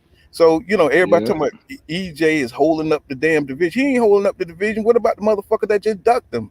That he turned away from the fight. He's holding up the damn schedule. So, you know what I'm saying? It's just crazy to me that people are not looking at it that way. Yeah. That, that's what y'all should want. Y'all should want Boots to fight Bud, take his 1 belt, because you know his next step is going to fight EJ. If it go the other way around, let's say EJ do fight Boots. Let's say Boots win and he got 3 belts. He's still not going to have the last one because Terrence Crawford not going to fight him either. Exactly. And like I said, Terrence Crawford is my favorite fighter. I love the way he fights, but I'm not going to just go with the okie doke. I'm not doing that. I wasn't born yesterday. You got to fight somebody, bro. I understand you're a little light. You came from 140 doing your thing. You're a little light. You don't want to take all the risk, and you're getting up there in age. I get that. But if you really want to cash out, fighting EJ in Dallas, 60,000 at Jerry's World, that's going to be the ultimate cash out, bro. And if you win on top of that, whew, I mean, I don't know what's going on in your team that you wouldn't want to take that risk. That's the ultimate cash out, bro. Like, you gotta take the risk, bro. Even if you don't, your legacy is gonna be squandered. All the work you did is gonna be for nothing, because people are gonna talk shit about you for the rest of your days. Yeah, he been risky. Do you really want that, Bud Crawford? Is it really worth the duck, man? He been risk averse the whole time, bro. He's looking at his career. He never wanted to fight the best. When he got to 147, Bomac came out his mouth and said we could have forced the mandatory EJ, but we chose Jeff Horn instead. We know that he didn't want to fight Keith Thurman. He said it was a money thing. The same thing he's saying about EJ. Same thing with Danny Garcia. And then when it came to Manny Pacquiao, Bomac flat out told him don't sign the contract. So let me get this super chat. Cooking with Frank. Thank you for that $10 super chat, my brother. He said Devin is overrated, jabbing, B fighters for 12 rounds isn't impressive. He said Tank almost KO'd KO'd that boy with 18-ounce gloves. He said 8-ounce gloves. Devin is just another victim. Laugh out loud. Salute Pool. He said be safe out there. You know what's overrated? Knockout That's power. so lame. This dude is undisputed. Stop being Knockout power lame. is overrated. You know why? Because you know why? If you look throughout history, the hardest punchers and the guys with the highest KO rating have never been the best of their era. If you think I'm lying, go back and look. Because right now the highest KO ratio in history is Deontay Wilder, but he didn't beat Tyson Fury. In Tyson era, he had the highest KO rating, but he couldn't beat Holyfield or Lennox Lewis. Knockout power is overrated. That's what's overrated. You know what's overrated? These fans with these fanboy mentalities, man. I'm so tired of the fanboy mentality. Like I'm on this live listening to people critique my favorite fighter, going into his soul right now, and I'm unbothered because I agree with them. Right. Stop being a fanboy. Tank's not fighting the top level competition. Before you give him all this credit, can we please see him fight somebody where it's a 50-50 fight? Please. Stop being a fanboy. Tank's not going to outbox Devin or Shakur. Everybody understands that. But we also can't say that they're going to totally outbox and avoid Tank's power either. That's why it's a 50-50 fight. Can we see the fight? Right. Instead of talking crap about each fighter, promote the fight. Stop being a fanboy. So let me read some of the comments here. Runaway Slave, what's going on, Runaway Slave? He says, Boots got Bud's ex-manager. It's ironic, same blueprint. He said they both have 6-7 wins and has never fought a fighter. He said stop the accolades when they keep fighting booms. He says fighting bums. He says Errol fighting ex-champs. You know what I'm saying? So let me see. Let me keep going. Let me see. I got a lot of comments here. He says Setatone says he says Spence going to make Boot fight every minute of every second of each round. He said I don't think Boot's going to be ready for that. And what's going on, B-Rod 87? He says Boots up next. He said he's just patiently waiting for these dudes to grow a pair. And Elevated Consciousness as an EJ fan, he said I have watched both of their fights. The things I can see happening is EJ getting caught between exchanges. And yeah, because even in training I see EJ getting caught with that left, so well, yeah, I agree with that right, that short right, he always get hit with that short right. But he's a durable dude, so you got to see, because he got caught during that Ugas fight too. So but he could take punches though, so it just depends. He says Keith Perry, what's going on? He says Boots, he said cool, but he's not indestructible. He said EJ went to his fight and they were talking about they was reeling him in. He said EJ said to Boots, he said you might get something you don't want. Exactly. So his mentality, it's the mentality like King Judah said, it's the mental strength that you see in these fighters, the way they talk, the way they walk, the way they go towards the smoke. And that's not something we seeing from Terrence Crawford. What's going on, Schizo Power? He said salute Pool Counter in chat, said cool morning live stream. Yes, sir. And what's going on, B-Dog? He says Haney made it sound like he annihilated Garcia, inspiring, but that's one round. They posted up. Didn't look like nothing crazy. And 5.0 Lando says Haney drained himself to stay at 135. Remember that. And let's see. Rondo Mitchell says no one at 135 fought anyone. All those guys need to mix it up. No excuse. That's what I say too. And T Word says he said Cambosos beat T.O. and it was close. It was close. He said he then got routed by Haney. He said sounds more about T.O. than anything. And ain't nobody thinking about T.O. ass. It says the Channel Q says Boots is in a tricky place. He looked A+ against the level of talent that he has been fighting. He said he needs to level up over 2023. You know what I'm saying? Yeah, that's true. But nobody wants to fight the kids. You know what I'm saying? and the talent that really isn't out there except for maybe Rashidi Ellis. You know what I'm saying? If he fight Rashidi Ellis, I think that would answer a lot of questions. One thing I could say is he's arrogant, but he's willing to step up. Yeah, and you got to be arrogant as a fighter. You can't hate that because Oh, he said drop the man. I ain't even see that slime. I've been cooking, bro. You said drop the link. Oh, the link is up there though. I always drop 3 links. You know what I'm saying? If you want to come up. Uh, let's see. Let's see. Did I read that? Let me see. Oh, right. Let me say. Okay, I read that. Let's say B-Rod 87. He said, I really hope 2023 will be a year where we get some of the fights we boxing fans been asking. Yeah, man, that's what's up. Mr. How you say that? Kalel 779. He says, y'all not paying attention. He says Tank, Devin, and Shakur haven't fought any athletic black fighters. That's why Frank Martin is the X factor. He says Devin known for being more exciting in sparring than actual fights. You know what I'm saying? So that's a good point, bro. That's a good point. You know what I'm saying? But that's all we got right now. Right now, what I'm saying, Devin, what I'm saying, he's tied up with Lomachenko. So, we can't downplay these fighters, what I'm saying, just because they haven't mixed it up yet. We just gotta go by, what I'm saying, what we see in the ring, you know what I'm saying? And I know they got a lot of goddamn sparring shit out there, but you can't really go on sparring either. So we know that too. So, we just kind of like going with, trying to analyze from what we see, from the fights that they have. 5.0 Lando says, I just want to know why Tank get hate, but Shakur and Haney don't. They fight all the same type fighters, and honestly, I think Tank resume look better. They all get the same hate, bro. They all do. You know what I'm saying? It ain't, it's just because you like a certain fighter, you just pay attention, what I'm saying, more to the hate that fighter gets. But Devin gets it.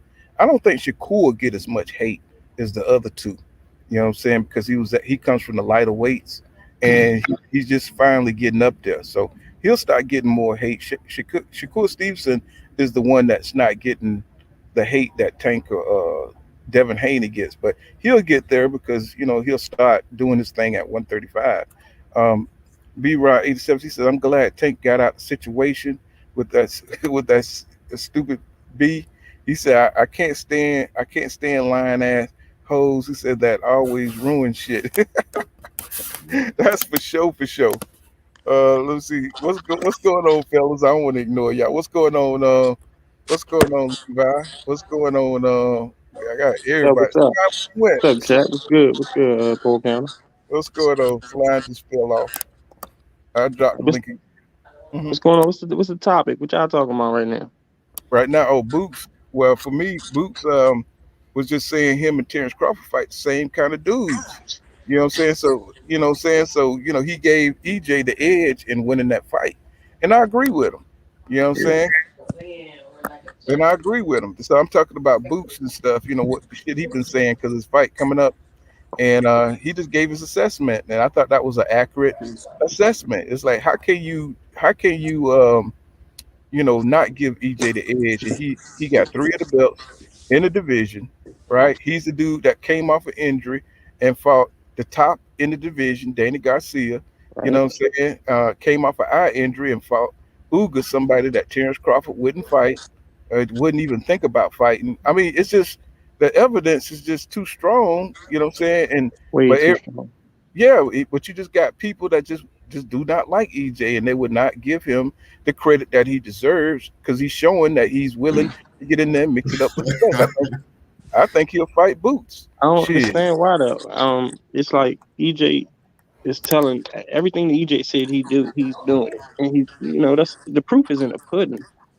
You see what I'm saying? So I don't know why everybody not paying attention to the evidence. And one other thing, they need to stop talking about Boots. Like, I think they should leave Boots out of the conversation because EJ's plans never had Boots in it. You see what I'm saying? So it was like Boots can still fight Errol, but he'll have to do it at 54 because of Errol's plans and what Errol said that he was going to do and what he set out to do. He said, I got 1 fight left, which was Bud, and then I'm moving up.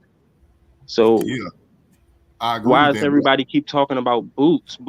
Like, leave him out of the conversation because he can't. Like, he's like, if either one of them fights Boots, that's another weight that we gotta wait before those EJ and Errol's, you know what I'm saying, get back. Facts, I mean, but Errol and Terrence get back together and start negotiating again. right, but So one way everybody can win is that, like you said, it's Boots fans who ready to see him fight somebody, and we know he want to fight somebody. But one way then everybody fight wins, Virgil. but no, listen, let me finish this point. I'm just saying one way that everybody can win is if Bud was forced to fight Boots and Boots get that belt. Then we would have EJ versus Boots for undisputed. If it goes any other way, bro, Terrence Crawford gonna run in that, bro. Terrence Crawford hiding that belt like a 5 foot 100-pound girl walking through the hood holding her purse. He don't want nobody to get that belt. Right, but he not gonna fight Boots either. Hey, I think he might do it if I don't know, man. I think it's a high probability that he might do it if he really get his feet put to the fire. That's what I want to see. If the man, hold on one second, let me cut. If the man really don't want to fight him, he'll drop the belt. But if he doesn't drop the belt, then we have a chance to see a really, really, really good fight. No, but so I'd rather put the fire to my favorite fighter's feet. My favorite fighter is Bud Crawford. I'd rather put the fire to his feet and ask for that fight. Yes, you have to fight Boots. You are pound for pound. You're on the list. You got some small little Asian dude under you. You gotta fight somebody, bro, man. Yeah, you gotta fight Boots in 2023. And if he doesn't want to fight him, and then he drops that belt and he vacates, I'm done with you. You can retire. Have a nice career. No, and from there we'll go to Boots. We'll go to Boots versus EJ for undisputed. If the WBO doesn't strip Bud will never drop his belt, and he'll just continue on fighting cans. That's what he can do. His plan, but that's what the mandatory is for. Undisputed, guys. Either fight him or strip, either fight him or duck. Yeah, but when's the last time? That's why I say, John Nora, you on point, bro. Every Bud fan should think like you. It's like, okay, I got a question though. I got a question for him. Undisputed. Force him to fight Boots. That way, something has to happen. Win, lose, well, yeah, draw. Cool. But that's we as the fans will have to petition the WBO to do that. Now, that's why I'm here. Before they mandated Porter to fight Bud, how long did it take for them to even make a mandation for when did Bud fight? How long? Who was Bud's last mandatory before Porter? Green Machine. Yeah. Right. And that was a couple fights ago, right? A couple fights before Porter. Right? No, I think he had what's his name? The UK dude. Brooke was before. It was Brooke, and then it was Porter. Yeah, but that wasn't mandatory though. I don't think Brooke. Yeah, Brooke was a voluntary, and then he had a mandatory in Porter. All right, so they should be around and calling Bud's next mandatory pretty soon. Supposedly it's supposed to be in May. And it should be Boots, right? Or Ortiz. I think Ortiz is just I think he's fighting a WBA fight. So it would be Boots depending if he stays. EJ holds out, if EJ's out for 6 months, that'll push Boots toward Bud. Yeah, but the problem is it depends. They're trying to strip EJ for the IBF. They're trying to see, so it's a lot of politics. So EJ just gonna have to fight. EJ just gonna have to fight a mandatory. I think Crawford trying to stall, trying to get EJ beat. He's trying to get EJ beat, so you don't have the pressure of trying to fight that dude.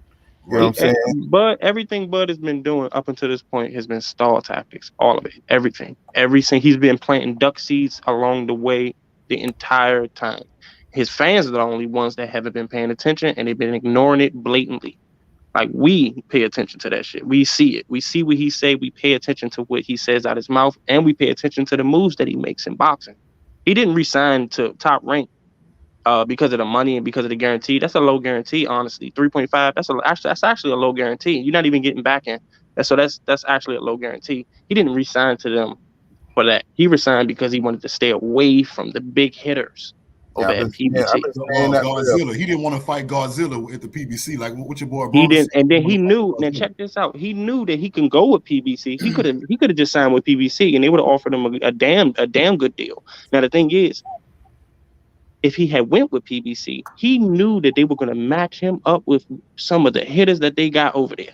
He would have been automatically matched up with them. And guess what it would have been? It would have been an in-house, meaning that it was easier to make those fights. And he knew all of that. So he said, "No, I'm gonna stay over here He said at it top in rank." his live streams. He knew he could have went to the PBC and got those fights. He said it. He Yeah, always he said, knew he could, yeah, but he he said didn't want that. to. It was never in his plans ever. It was They never took his down the plan. little video where he said that. 'Cause I went to get it, and they took it down where he said he knew he could have went to the PBC and got those fights. You know what I'm saying? Yeah. But Yeah, he see, got a this, lot of yes I don't men. He understand got a how lot of yes everybody. men around him. All the I men just that are don't around him understand are how yes nobody men. can see.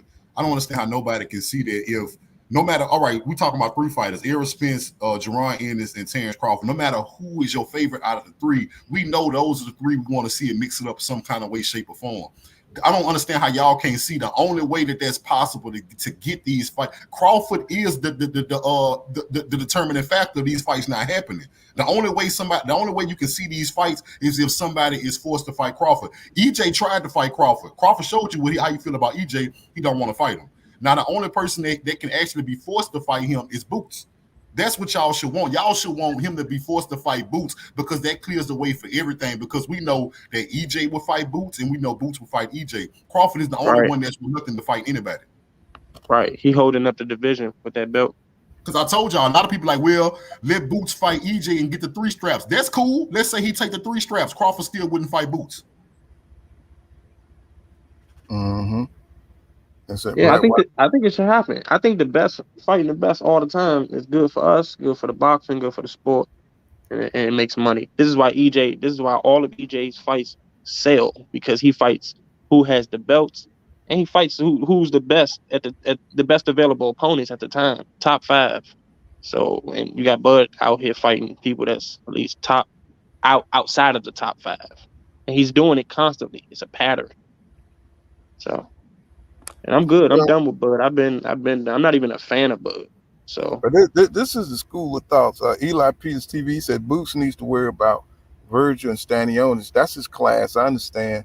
He said Boots came into sports way after Errol. He said I don't get why he thinks he deserves a shot from Errol when he ain't when a fighter, or when I guess he's saying he haven't fought a top 5 fighter. So. You know what I'm saying? I mean, I understand what you're saying, but what it is that, you know what I'm saying, Boots, he's shown that he can fight. And he, you know what I'm saying, there's nobody out there in my mind, I'm believing, that can beat him besides these champions. You know what I'm saying? But we got one champion who's definitely not going to give him an opportunity, and we got one champion that will give him an opportunity. But we still want to see EJ take care of business with either Terrence Crawford or Keith Thurman. We want to see the old business wrapped up before we start some new business. You know what I'm saying? And I think EJ is the type of fighter that will make that happen at 154 with Boots. But I think he got the old business with Keith Thurman and Terrence Crawford at 147 that needs to be tied up.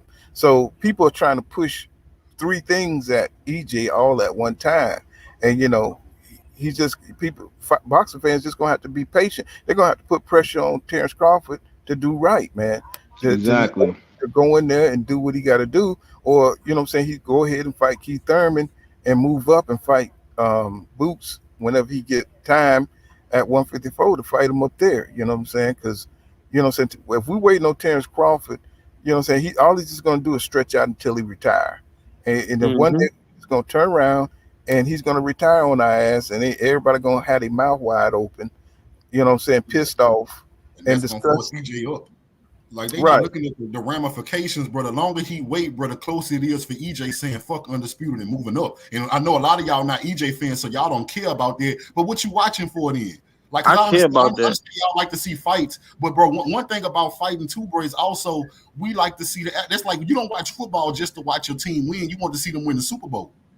That's the same thing with boxing. I'm not just watching EJ to fight people up. I want to see him make history. I want to see him get belts. I want to see undisputed. Bro, a lot of y'all dudes not real boxing fans. If you're gonna simply say, hey, I just want to see them mix them up. I don't care what they fighting for. What you talking about?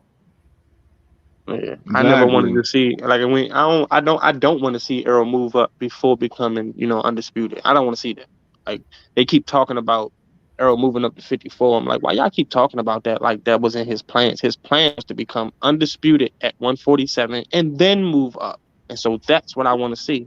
I get tired of niggas talking about him moving up before doing that. Like I don't like that. You see what I'm saying? I don't want to have him move up to 154. Probably become undisputed up there, and it be just as good enough as becoming undisputed at 147. I don't want to see him come back down either, like especially if he's not comfortable at the weight. You see what I'm saying? So I want him to become undisputed at 154, 147, and then move up. And we're gonna see the best EJ at 154. But we can Yeah, only do I that by mean, putting pressure on Bud to do right, like Paul said. So I mean, of either course, so but Bud has two choices now. Either you're gonna fight Boots in 2023, or you're gonna fight EJ. But if you don't do either of those two, you're gonna be on your ass. he Everybody already needs to on be his on ass. code. The YouTube boxing community needs to understand the power that they have in this sport. Everybody needs to be on code. We need to be on the same message. We only want big fights in 2023. We're not watching no more tune-ups for no undisputed. No more. You dodged undisputed, and for November, that was incredibly stupid. But luckily for you, Spence said he wants to spin the block. So all right, if he's spinning the block, you got two choices, Bud. Boots or Spence. You But the don't thing is, if you don't choose one of those two, we will crush your unification trump legacy. You're mandatory. not getting no Hall of Fame if you don't choose to have these big fights. If you choose to block Spence from undisputed, we're gonna crush your legacy, Bud. We need to put Let's that look in at the it this air and way. let it be known publicly. We are going to crush your legacy. You don't care what ESPN has to say about any of your little bum bashing. All right, and I've been supporting Bud for a long time, and I thought he looked kind of funny in 2018 when he didn't sign to the PBC, but I was willing to give him the benefit of the doubt. You choose to duck Spence 2 times in a row. If you choose to do that, we're going to crush your legacy, bro. Crush your legacy. and see, that's a He real gonna boxing crush. fan. Go ahead, Levi. Oh no, I was just saying. Let's look at it this way. We can look at it and we can be optimistic about it. Bud's last tweet was Errol, you can, spin the block again, come back this way. Now we know in boxing and unifications trump mandatories. So Errol doesn't have to fight. He don't got to drop his belts. He can go right back to back in negotiations with Terrence right now. Right now, tomorrow, today, an hour from now, he can go in negotiation with Bud right now. Unifications trump mandatories. I mean, he don't have to fight in mandatory. He can go right back in negotiations with Bud. And it's going to be the same deal because David Avocado didn't do nothing good for Bud, and he did more bad than good. Let's put it that way. So he can go right back in negotiations, and we can get the fight made right now. What's the hold up? Negotiations. Ain't no negotiation. You agreed to the fight. So whatever you agreed to, sign that. Go in your email mailbox. Go talk to your lawyer. Sign that. Go walk into PBC's office and drop it on Al's desk. Yeah, I don't want to hear about no negotiations, no goddamn more. You've been negotiating for 6 months, bro. Your last fight sold like it's rumored selling 10,000 pay-per-view. Like, come on, there's no more negotiations with this. It's gonna be the same deal. You need to be the one asking for the paperwork and where to sign and where to be. But you're not the A side. You're the B side, bro. He still got the contract. Same deal. Listen, this is my thing. This is why Bud's so stupid, bro. You hurting yourself because the PBC, they letting you know they not like Top Rank. We negotiating based off your past sales. You just hurt yourself by doing this weak ass BLK thing. Why? And you know the saddest part about it. I know that the way how much EJ want this fight and the way Al Heyman get down, they would still give him the original deal, even though he don't deserve it, because you just did another pay-per-view that was worse than you ever did. Mm-hmm. But he'll still find a way to blame the PBC. When his fan, a lot of his fans not looking at the fact that you just hurt the negotiation by taking this weak ass fight. Mm-hmm. If he alienates himself from PBC and they don't want to do business with him, he doesn't have to fight Errol. And he can always put the blame on him. Like if he kind of blackballs himself from PBC, and then they like, man, we tired of this nigga. We not even about to do business no more. We done with this fight. That way, Bud can float away and say, yeah, PBC, they don't want to do business with it. They don't want to fight. They don't want to fight. He can continue doing that. He's acting like we not paying attention. He's acting like we're not seeing this shit. I've been saying this. I've been saying this even before it happened, bro. I've been saying this. I said he's going to alienate himself. When he was stalling out on negotiation, I said he is not going to fight EJ. I say he's gonna keep bringing up bullshit, keep making issues and stalling out these negotiations. I didn't know he had BOK Prime. You know what I'm saying? I didn't know he had that, but I knew he was stalling for a reason, trying to find a way up out of this damn fight. And nobody got time for that, bro. If you don't want to fight, then nobody's looking for the fight, bro. You know what I'm No, saying? what's crazy is, Paul Counter, why don't the sanctioning bodies get together and come up with something? Mandate them niggas together. Like, it's like I know the sanctioning bodies can't make decisions with other sanctioning bodies, basically. I just feel like the committee should get together and do something about that, to say something. They know the fans want it. And then Well, the after the same Ugas reason, fight, the same Errol reason, called them I the out same think I reason think blatantly. they I really think done the stripped. networks. It's I think politics and I boxing. think the networks is vying for. I think they got packs with the Yeah, networks, and I think certain networks don't want to see the PBC rise, right. and Exactly. I think that's on the back end. They don't give a damn, so they don't want to see all these black fighters rise up and stuff Right. like that, because of that network, because they got Jamil Charlo, they got all the best They fighters, got all the best guys. right? Right. So Think they about don't, it. That's but why they trying to strip Jamil. right, Same they One of don't. y'all reason. asked a question earlier. I'm sorry, but one of y'all asked a question earlier. It was I wanted to know which one of y'all asked this question. Y'all was saying, uh, do they make more money from Undisputed happening or not happening? Yeah, that was Which me. one? Oh yeah, okay. Well, I wanted to answer that. I think they make more money from it not happening because they can always make money off the fans' anticipation. You get what I'm Yeah, saying? So they can yeah, always make bum fights and keep making bum fights, and then in between making those bum fights, they make it seem like, oh, we about to make this big fight, like the Ryan Garcia and Tank. How long that's been going on? Ryan doing this, Tank doing that, doing that. It's just now happening, but it's been going on. We should have been had that fight. See what I'm But saying? they're So not the point. making fights they're not making money from the fans. They're making money from advertisement. They're making money from site fees. Right, that's what I'm That's how saying. They making these money dudes. from the illusion. That's how these They're people making the like money Top from Rank false promises, like false and the promises. rest of these in the zone, the rest of these guys who want to sell these bum fights to fans. That's how they make money. They're not But making that's money from the fans. That's Bob paid. Arum That's paid advertisement. that's how Bob Arum do it. You know what I'm saying? He puts a big fight out there, but then he splits it up and have them fight little fights. You know what I'm saying? In between Hmm. on the way to the big fight, because we're looking for Tank. We're hoping Tank get to that Ryan Garcia fight, but they put another fight in there to make money. You know what I'm saying? And yeah. Ryan Garcia, he opted out of that shit. You know what I'm saying? Immediately, because he's another motherfucker that don't want to prove himself. You know what I'm saying? By not fighting a damn tune-up. And you know what I'm saying? And I like the way that Tank thinks. You know what I'm saying? This motherfucker probably juicing. You know what I'm saying? Probably don't, probably want to get out there and cycle and shit like that, instead of having to prove himself like everybody else, fight a Frank Martin or fight somebody of substance. You know what I'm saying? See, that's the way boxing used to work. You know what I'm saying? If you're gonna work yourself up, you know what I'm saying? Where you fight one of these dudes that are relevant in the damn division. Don't fight no Toggle. I never heard of that motherfucker. Toggle. The nigga look like George Jefferson, bro. You know what I'm saying? The motherfucker ain't got no hair. I'm saying, and then everybody's like, damn, Ryan Garcia is so fast. I'm like, bro, that was against a nigga look like Gollum from goddamn Lord of the Rings. And it's like, Yeah, man. a fucking fraud. You know what I'm saying? It's like, bro, you got to fight somebody relevant to be considered, you know what I'm saying, where you at, where everybody want to put you on a high level, one of the four things, right? Hey, So all of a sudden, people got all this faith that Ryan Garcia can do what he can do, but yet he haven't proved it against nobody, bro. And that's what we're telling y'all about Terrence Crawford. The motherfucker haven't fought y'all got all this faith in this dude, and he never fought nobody in the top of the damn division, right. except for motherfuckers on their way out, and that's Canelo type shit. You know Man, what I'm saying? What let you me saying? address this dude. Let me address this dude and New in the chat. He said Derek talking about pay-per-view buys means he don't want to fight. Y'all that dumb. Let me tell you how stupid you is. Derek James is a trainer.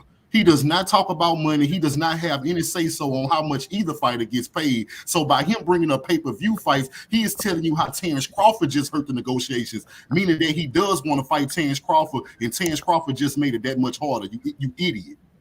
So, but how do they not see that? Now, I mean, it's like they ignore all that shit, talking about, trying to, change the narrative and deflect. But I'm saying, why can't they just see the reality of it? That this man has went and, they go by pay-per-view buys, right? about how much you should be guaranteed, how much should be offered, how much fanfare, how many buys can you generate, bro? You know what I'm saying? So the shit is relevant as far as on the business side, right? So you go to BLK Prime, right? And then you do what? You do 5,000 or 500 pay-per-views. It hurts you, bro. Business wise, that means you in your hometown you can't generate shit. In your Weird. hometown, It's you weird, can't man. get 3 people in a row to fucking buy your fight. You know what I'm saying? So it shows that you ain't shit on the business side, right? As far as your pay-per-view power, right? So It's now, some weird energy, man. right? I'm just saying they act like Go they ahead. can't. I mean, they don't acknowledge that shit. They act like it's hate. Your man can't sell because he don't fight nobody. He never fought nobody. So why is that hate, bro? I mean, I don't give a damn if you call it hate or not, but I just want you motherfuckers to see reality. It ain't got nothing to do with his fighting ability in the ring. It's all about his damn fighting spirit. He didn't fight Boots, bro. If you're a fighter like Terence Crawford and you don't want to fight Boots, you ain't shit.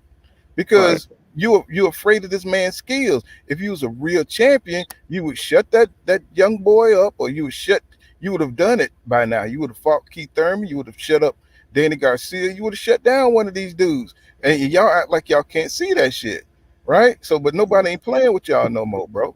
Ain't nobody play. Y'all not real boxing fans. Because if you talk like that and you ignore all that shit, then y'all not real boxing fans. Y'all just a fan of this dude, or y'all just hate EJ and don't want to see him get no accolades. So that's just your own personal problem. What's going on, Don Sapansky? I see you out there, Yolanda, with that 99 super sticker. Thank you for that super sticker. Appreciate that, Corey. They not real fans, bro. Because only somebody who's really a casual and don't understand the sport, or just a hater, would say what he said. How you gonna sit up there and blame Derrick James? Say, oh, he brought up pay-per-view numbers. That means he don't want to fight, bro. Derrick James is not Al Heyman. It don't matter what Derrick James want to give Al Heyman. That fight don't. I mean, want to give, but that fight don't get made until Al Heyman get what he wants. So just because Derrick James brought up the fact that he had bad pay-per-view numbers, that don't mean Derrick James don't want to fight. To me, it sounds like he want to fight, and Terence Crawford just made it harder. Yeah, man. These dudes are weird. They got this weird self-hate that I just can't put a finger on it, bro. It's like it reminds me of when Mayweather was fighting Canelo and he was trying to hand him the belt and Canelo wouldn't take the belt from him. Like, if I was Canelo, I would have grabbed the belt right from Mayweather. Like, yeah, it's my belt. It's like, bro, we run boxing.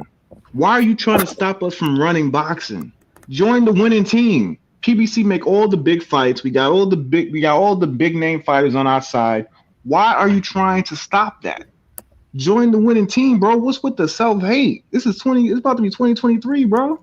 But you know, you ain't gotta act. You don't have to act like the mainstream run boxing. They don't care about boxing.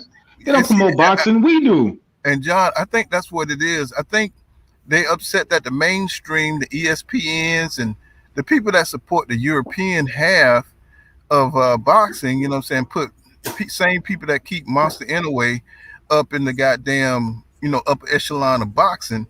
You know what I'm saying? They're upset that, PBC, you know what I'm saying, they shining and they're leading, and because they're putting the best fights on. Now, if the Zone had these kind of fighters, we'll be over there at the Zone. Right. If the Zone had Errol Spence Jr., if the Zone had, I don't give a damn if it was David Avanesian. If he was the best fighter, we'll be talking about him. You know what I'm saying? That's who we'll be talking about. See, but they try to lie, and they try to make it seem like, we something that we're not. We're just boxing fans. If David Avanesian had 3 belts and was trying to fight Terence Crawford, we would be saying, stop ducking David Avanesian. But we know David Avanesian never had shit. He was never a fighter of that caliber. So why is he in the equation? Why does the best fighters got to go through all this shit, and the little shitty fighters, they get all the opportunity, right? You know what I'm saying? So, he didn't have to jump through no hoops. Have you ever noticed with Canelo, if you're a shitty fighter, he'll fight you right off. But if you Jamel Charlo, you never fought nobody. You never done nothing. But if you got damn Yildirim and shit, you know what I'm saying, he'll fight your ass. He'll fight your ass right away. And that's what we're saying about Terence Crawford. If you ain't got no possibility of beating him, he'll fight you. And that's what we're trying to show you, that the dude ain't shit. You know what I'm saying? Because no fighter should be moving like that in boxing. You know what I'm saying? I ain't saying like, you know what I'm saying, let's say if you had like EJ, I wouldn't mind if EJ fought a fucking volunteer now because the way these other motherfuckers are moving. You know what I'm saying? They taking it easy on their body. You know what I'm saying? When you fighting killers back to back, you getting broke the fuck down. Now when you meet your rival, now you all fucked up because you done ran the gauntlet, right? You done went through all the pine needles and shit like that, and this motherfucker been chilling, right? You know what I'm saying? So now he all beat up, bruised up, even though his skills may be sharper. He may be, you know what I'm saying, he may be more active. You know what I'm saying? The inactivity is going to kill Crawford, but you know what I'm saying, at the same time, you know what I'm saying, you can't garner the respect that EJ has. So, you know, everybody's like looking at EJ like he got to fight all the killers. He's got to fight Boots. He's got to fight Ennis, you know what I'm saying? And even though I wouldn't mind seeing those fights, why they're not putting the same kind of pressure on Terrence Crawford is beyond me. And that's why I can only see this as a conspiracy. And that's why I see it like, you know, it has to be. Yeah, it has to be. Because there's no way you're gonna blame the guy that's trying to fight all the best dudes. And even Boots just said that shit. He said EJ tries to fight the best, so that's how I know he will fight me. Right? He went to Boots' fight. You know, Terrence Crawford don't go to nobody fights and shit. You know what I'm saying? He be playing the PlayStation and going fishing and shit. You know what I'm saying? That's what he does. Well, it's all about, like we were saying earlier, bro. That's what it is, bro. The reason why they not forcing Crawford hand is because they don't want to see EJ be undisputed. Same reason why as soon as Charlo hurt himself, they talking about they want to strip this man now. Why? That's because y'all never wanted a PBC fighter to be undisputed in the first place. So, and as a Bud, go ahead, my bad. Yeah, and that's why as soon as you looking at like, damn, bro, Crawford only got one belt. EJ got 3. He won't undisputed, but all y'all doing is putting pressure on EJ to drop his belt if he can't get the fight with Crawford. Y'all not putting pressure on Crawford to drop his belt if he can't get the fight with EJ because y'all know that the PBC willing to make the fight. So put pressure on Bud. Hey, you drop that belt or you fight Spence. Is that Thank you. And as a Bud Crawford fan, I find it the ultimate disrespect. How can you call yourself a Bud Crawford supporter and you trying to talk him out of the biggest fight in boxing? How can you say you? That's why I know you're not a Bud Crawford supporter. You a EJ hater, and you motherfuckers need to get out of boxing. We need to run you guys off the block. You guys are EJ haters. You guys are not Bud supporters because there's no way a Bud versus Boots fight. Oh, I don't want that. Bud versus Errol. Oh, Errol's ducking Bud. Like, come on, what are you talking about? We trying to make the biggest fights, and you guys are in the way. You guys are jumping on the tracks and trying to block the train from coming into the station. Like, you guys need to stop. You're bad for boxing. You're anti-boxing. You're anti-blackness. You need to run you people off the block. And now it's about to be 2023, and your clone's gonna get smelled, bro. Because everybody sees it. This how you know they EJ haters. They got photos and they got channels now talking about he's fat, he out of shape. I'm like, bro, what is that TMZ bull crap? Like, what is that, bro? I'm like, this, what Gervonta said, the shade room. You got shade room channels that's out here trying to focus on trying to destroy this man on a personal level. And I'm just like, I don't understand that shit to save my life. Not, you know what I'm saying? You know, people do what they do, but I just don't get it as a boxing fan.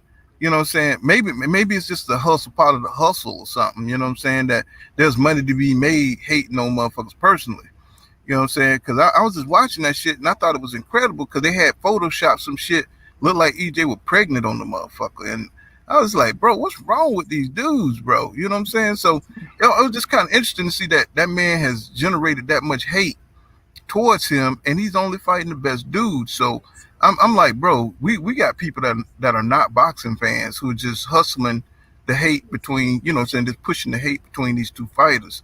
And, you know, I just think that I just find that real fascinating that we got niggas like that nowadays online, you know what I'm saying, pushing those kind of narratives and stuff, you know. And I said, man, this, you know, if you, it's just kind of scary to me that if you could do all the right things, what you're supposed to be doing and motherfuckers still hating on you, what the fuck does that say about niggas in society today, bro? What does that say about them, bro? You know what I'm saying? You doing what you supposed to be doing and motherfuckers hate you. You know what I'm saying? Weirdos. That's what they are, weirdos. And the real gotta call this out, man. There used to be a time we could laugh it off, be like, he's just, he's just a little, nah, forget all that. We gotta call these people out, and we gotta let everybody know it's them over there. They the ones who are trying to stop boxing from being a mainstream sport again. They're the ones trying to stop all of the big fights. They're the ones who always who keeps bigging up all the top ranked fighters, and somehow they hate on all the PBC fighters. Oh, look, what a coincidence. They're the ones over there that's bringing the propaganda to every chat room. They're the ones over there who always got some hate to say about Wilder. But Fury, we're not going to talk about the gloves. We're not going to talk about him popping dirty. We're not going to talk about any of that stuff. They're the ones who keep spreading the propaganda. We got to put a target on them dudes' back and get them out of the community because they not wanted. It don't be nothing but these boxing writers and shit coming in here trying to cause havoc. Like, y'all think these boxing writers that be putting these negative stories out about the PBC, you think they don't be in these chats under different names and stuff? They do. They just be in here, they just be in here causing havoc and stuff. But saying real boxing fans know what's real and what's fake. You know what I'm saying? Cornelius Edwin says he says TC can't be the A side. He says things that come back to bite him in the ass. He says he's a boss. He said he's a boss. EJ not. He says EJ not. Champs fight on a major stage, not BLK Prime. He said is Bud scared to bet on himself? Where's his confidence? And we knew the motherfucker ain't have confidence for a long time, bro. It's just that, what I'm saying, he's just not moving the way a regular boxer would move as a champion to challenge himself. He's just moving like a fighter who just want to make money and stay away from the tough fights. And Cash Crypto says Bud can't sell shit. That's why him thinking he deserves 50-50 is asinine. And he knows it. He knows it's asinine. But he knows they're going to turn that shit down. But he's going to keep outpricing himself. You know what I'm saying? Because he knows he's not worth that. Nigga, you just sold 6,000 pay-per-views. Get the fuck out of here. Zach Bees, he says, it's all fear of Bud losing, and they feel like it will make him look bad for following him. He said they don't care about boxing. He said they care about arguing and yelling and likes. Yeah. Shit's get pretty weird. Shit's like going to a sanctified church and shit and seeing big motherfuckers' heads spin on the benches. And that holy boy says, don't worry about. He said, don't worry. He said, we're going to take care of business. Money already in the bag. And D-Web, what's going on, D-Web? He said, Master Khalid. He said, what's going on, Master Khalid? He says, they really don't even hate Errol. He said, they just been programmed to hate Heyman. And I see a lot of that. For a dude who has never said shit, bro, who has never said shit, so they hate that dude, with a passion. You know what I'm saying? That's the shooting gun, because this dude not out here on some McMahon type of WWE type of ish. He's silent as a bird. You don't hear nothing from him. So how we get all this hate about Al Heyman this, Al Heyman that, Al Heyman did this? Like, what did these people talk? That's how you know that somebody's paying these dudes off, man. These dudes are fraudulent. They got to get called out, man. That's all I'm saying. We as a boxing community, we have to be more active and call these dudes out. We can't let them run no more. They're affecting boxing. They're affecting what fights we get now. They're a problem. They got to get called out. Well, we just, we got to be careful because, we don't want to give them no shine either, you know what I'm saying? Because the motherfuckers grow from negative and positive, reviews. So, they don't care either way, long as the fight keep going. That's true too. You know what I'm saying? That's how they grow. They don't give a fuck. You know what I'm saying? What you say about them. They know they look ridiculous out here, It's just kind of crazy to me, though, you know what I'm saying, that real boxing fans get tied up and twisted up like that. You know what I'm saying? So, and not really, call it for what they see, That's true, too. I do just end up dodging the channels either way. But I'm talking about on our channels, we got to let people know that, look, man, this we talk real boxing here. Don't come with that propaganda. So I like the way you do it. So I agree with that. Yeah, you know what I'm saying? Because, if I'm wrong, I'm wrong. You know what I'm saying? It's like I'm not a damn, I'm not in the business, So we just boxing fans talking boxing. They try to make it seem like, we, like we some kind of boxing gods. No, bro, we watching the sport and just saying what's going on. You know what I'm saying? if EJ was slipping like that, you know what I'm saying, we'd be talking about what EJ doing, right? And they know that shit, but you know, because they man's all fucked up. Now they got to try to, you know, lie. They got to, you know, just use all this misinformation. And you know what I'm saying, you've seen some of the titles out there, you know, anything, you know, now they saying Keith Thurman, that EJ had Keith Thurman as a plan B. I was like, bro, I can't even do it. Weirdos. I said, bro, I can't. Nigga, hey, like, what is that? I can't do it, bro. I can't do it. After 6 months, really? It's a B plan after then. Bud already fought. It's about to be like a couple weeks now, and we still haven't heard them about Errol fighting anybody yet. And that's the B plan, really? Come on, bro. You know, it's just about making narratives and trying to sell that shit. You know what I'm saying? Making videos, selling the hate. It's about making up shit and selling hate. That's all. Motherfuckers actually be home. Okay. What did he said he'd never fight Keith Thurman. That'd be a fucking video. You know what I'm saying? He said he never fight Keith Thurman. Now he fighting. He done went back on his word. I'm like, bro. I said, bro, please, bro. Bro, they make up anything to try to discredit Spence. Like you said, you can argue about who the better fighter, right? And when you kill him with the facts about why you think EJ better, they'll turn around and say, well, he said he wasn't gonna fight Keith Thurman. So and then he went back on his word. Like, what the fuck they got to do with who the better fighter? Right. You know what I'm saying? So the shit don't make sense. And that's the world we live in now. You know, motherfuckers they don't ever answer what you saying because they know they ain't got no answer for that shit, right? They see their man moving funny out here and they can't explain it. They know the man don't want no fucking smoke. You know what I'm saying? We've never seen a champion that's ducked like Terrence Crawford, bro. You know what I'm saying? If you was considered the man or one of the best, you got to fight the other dude. You got to at least make it seem like you're trying to get the fight. This dude ain't even doing that. You know what I'm saying? It's like, exactly. You know, now that EJ is trying to go somewhere else, now he's starting to box, spin the block again. Like, nigga, you just fought a whole nother nigga. It's like, what are you talking about? Now that you know EJ's trying to set up his shit, now you trying to get him to go over there on that smoke and mirror shit again, fall for that shit again, bro. I was like, I mean, it's like boxing is like it's turned into WWE, bro. You know what I'm saying? It's like, you know, you got some niggas, they just afraid of getting in there and doing what they got to do, you know? And yeah, man. Go ahead, talk. That shit is killing me, man. I'm like, shit, how can niggas not see this? But, you know, some of these niggas ain't real. A lot of these niggas fake like Terrence Crawford. You know what I'm saying? They believe in that kind of old fake ass shit. You know, we just want to see the goddamn best fight. We want to see the best fight the best. And they can call it whatever they want. I don't give a fuck. You know what I'm saying? I'm going to just tell you how I see it. You know, you don't have to agree with me. You know what I'm saying? If you see it a different way, let me know how you see it. They said Neo3 says, it seems like top fighters on PBC are being attacked by the media. There's a hidden agenda. I think so too. You know, a lot of people be like, oh, there they go with that race shit. Hey, man, but that's what we see. If you don't see it, I'm sorry. You know what I'm saying? I'm sorry. Yo, just because you think it's one way, it's the other way, bro. Let's see, B-Rod 87 says, even at 140, Bud resume is weak. He said Victor Poster and Dongo. Yeah, they know that shit. You know what I'm saying? It take Jaron Ennis to come out and tell you that the motherfucker shit weak. You know what I'm saying? It ain't just boxing fans. The boxers see that shit too.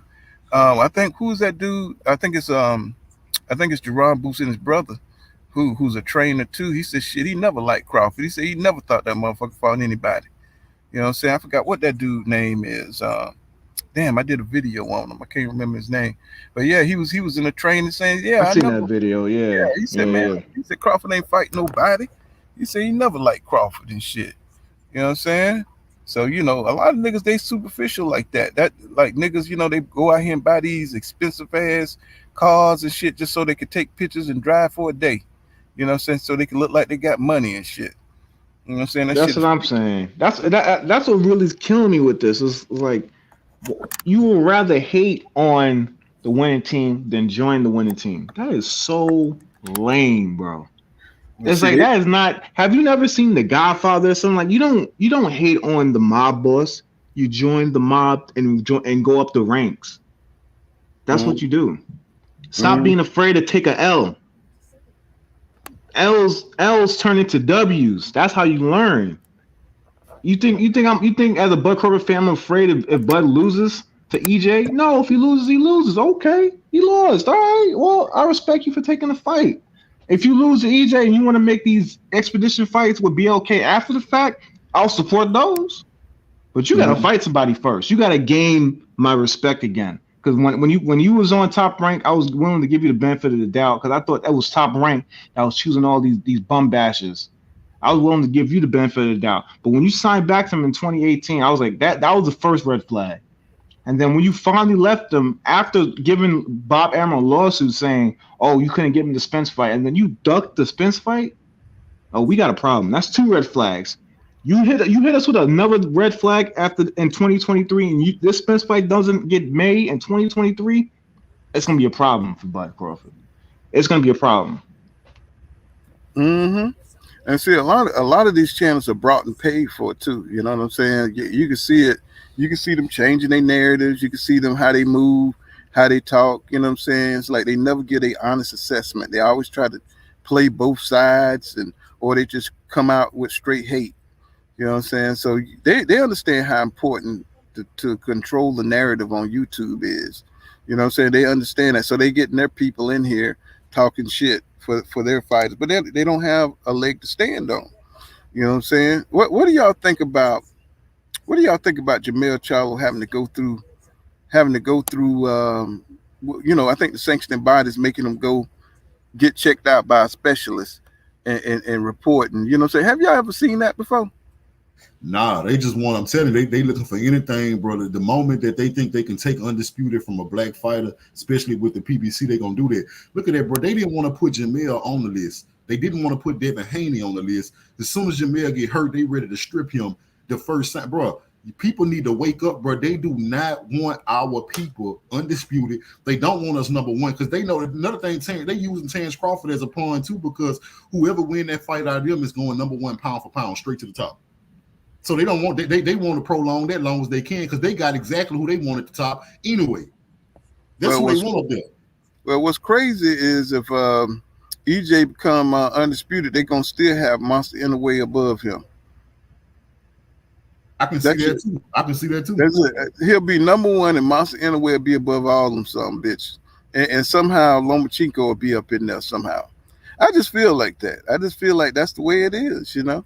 If you're going by pound for pound list, which is an imaginary list, so I guess they say that's how they get away with what the hell they do, because they say it's an opinionated list. It's an imaginary list. That's how they get away with that shit. You know what I'm saying? So it's about who you think is pound for pound number 1. You know what I'm saying? Trail Stoker says, laugh out loud, Bud belong in the WWE. He said he like to wrestle white boys, as a pool count always point out. Yeah, man. I was like, it's look like he's more interested in that kind of shit than making these fights. And it's probably the truth. He probably, like you said about Tank, King Judah, he probably just not interested in fighting anymore. You know, he just only interested in fighting folks he can beat. Now, how true that is for Tank, we got to see. You know what I'm saying? We got to see how he moved from here. Sir the Ruler says Lomachenko has 18 fights and he has more legacy fights than Bud. Yeah, because they gave that nigga straight top fights. You're supposed to work your way up to those fights. That nigga got straight top fights from the beginning. You know what I'm saying? B-Rod 87 said even at 140, he said Bud has a weak resume. He said Bud claimed to fame his greatest achievement, Undisputed at 140, Julius Ndago, Victor Postal, and Felix Diaz. You know what I'm saying? You know, the shit is, I mean, it's like the shit is just so obvious, and it's just kind of like, I mean, you know what I'm saying? It just gets to you, you know, how people try to slice shit up and try to put a spin on the shit when the shit is obvious, bro. You know what I'm saying? This if you can't be at a weight class, you know what I'm saying, for 4 or 5 years and not fight nobody, bro, it's impossible. It's impossible, bro. So, you know, to me, you know what I'm saying, they know that shit. Everybody else know that shit. So they can't put too much spin on it. Let's see. And the new, he says Errol chose Porter, Danny Garcia instead of Bud 2009. Bro, it's like, y'all see this shit here, man. What are you talking about? He chose them. Yeah, do y'all see this? I ain't even for Nah, what you said? Look, you talking about Errol chose Porter, Danny, Ugas instead of Bud in 2019 is the biggest duck in history. I'm like, bro, it's like that's what I mean. It's like he chose two champions. He ducked him by choosing two champions after he told you he was going for straps. It's like I don't understand. Like what? It's bizarre. Bizarre. He's talking about all this stuff happened all this years ago. Bud just ducked the man 2 months ago. Right. That's why I don't make outright ducked him. What are you talking about? 2019. What about 2022? Bizarre. I mean, people just stay on stupid, bro. They stay stuck on stupid. B-Dog says nobody even know what Al Heyman sounds like and they hate him. Mm-hmm. What's going on, Trill Hill? He said, I was listening to your last live and you live now. Yes, sir. You know, I be rolling, bro. I be trying to get to it. You know what I'm saying? But I got to get some money in my pocket before Poor Kind of Boxing be out here poor as hell. Let's see. Master Khalid said, this pussy punk ass troll keep making new pages, weirdos. And Eli Peters TV, he says they get it from that fake ass coach. He said that dude is disgusting. He said I truly don't get how he's even has a fan base. Yeah, exactly. You know what I'm saying? The shit is crazy, man. But people, you know, but where people like you, there's always gonna be money to be made on the other side, and folks know that. So, like I said, a lot of these dudes, they're not really boxing fans. They just in here trying to hustle. You know what I'm saying? Trey Stover says him and Fury can show up in WWE as tag team. He said team Kinahan. Exactly. And see, a lot of these dudes, they rather back a fucking gangster that's on the run, you know what I'm saying, as a promoter in boxing than the damn PBC. You got a motherfucker here, he's goddamn public enemy #1 internationally, and they rather back him than the damn PBC. You know what I'm saying? This shit is, you can't make this shit up. You can't make it up. And then when you call it out, that's when the gaslighting starts. Well, it's not a big deal. Well, you know, we don't really know. And I don't want to hear all that BS, bro. Right. It's blatant. It's blatant as sunlight is to daytime. Like, stop it. Yeah, they just looking for a reason to strip Charlo. You know what I'm saying? They you know, anything to do, just like they stripped Devin Haney when he had his shoulder hurt. They stripped shit out of him, man. You know what I'm saying? It's crazy, you know, the agenda that they have going on against these fighters, bro. You know what I'm saying? It's like, then you can have Triple G, who can have the belt for 2 years. You can have McGill, who can have the belt for 3 years, and nobody says shit. You know what I'm saying? Nobody's trying to get them dudes to fight the best. You know what I'm saying? I mean, they get to hold on to the belts as long as they want. I mean, they get to win fights they didn't win. You know what I'm saying? I mean, nobody says shit. You know what I'm saying? Nobody's saying nothing about it. They congratulated Crawford for fighting David Avenesian.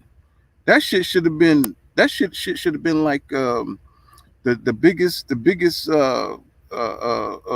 you know, controversy in the world for him to fight David Avenesian at this point in time in his career. But no, they tried to act like it was some kind of great victory, some kind of great achievement, you know what I'm saying? And that's the pretend shit I be talking about in boxing. We don't need that, bro. We know David Avenesian is not a shaker or mover in boxing. He's not even a tune-up, bro.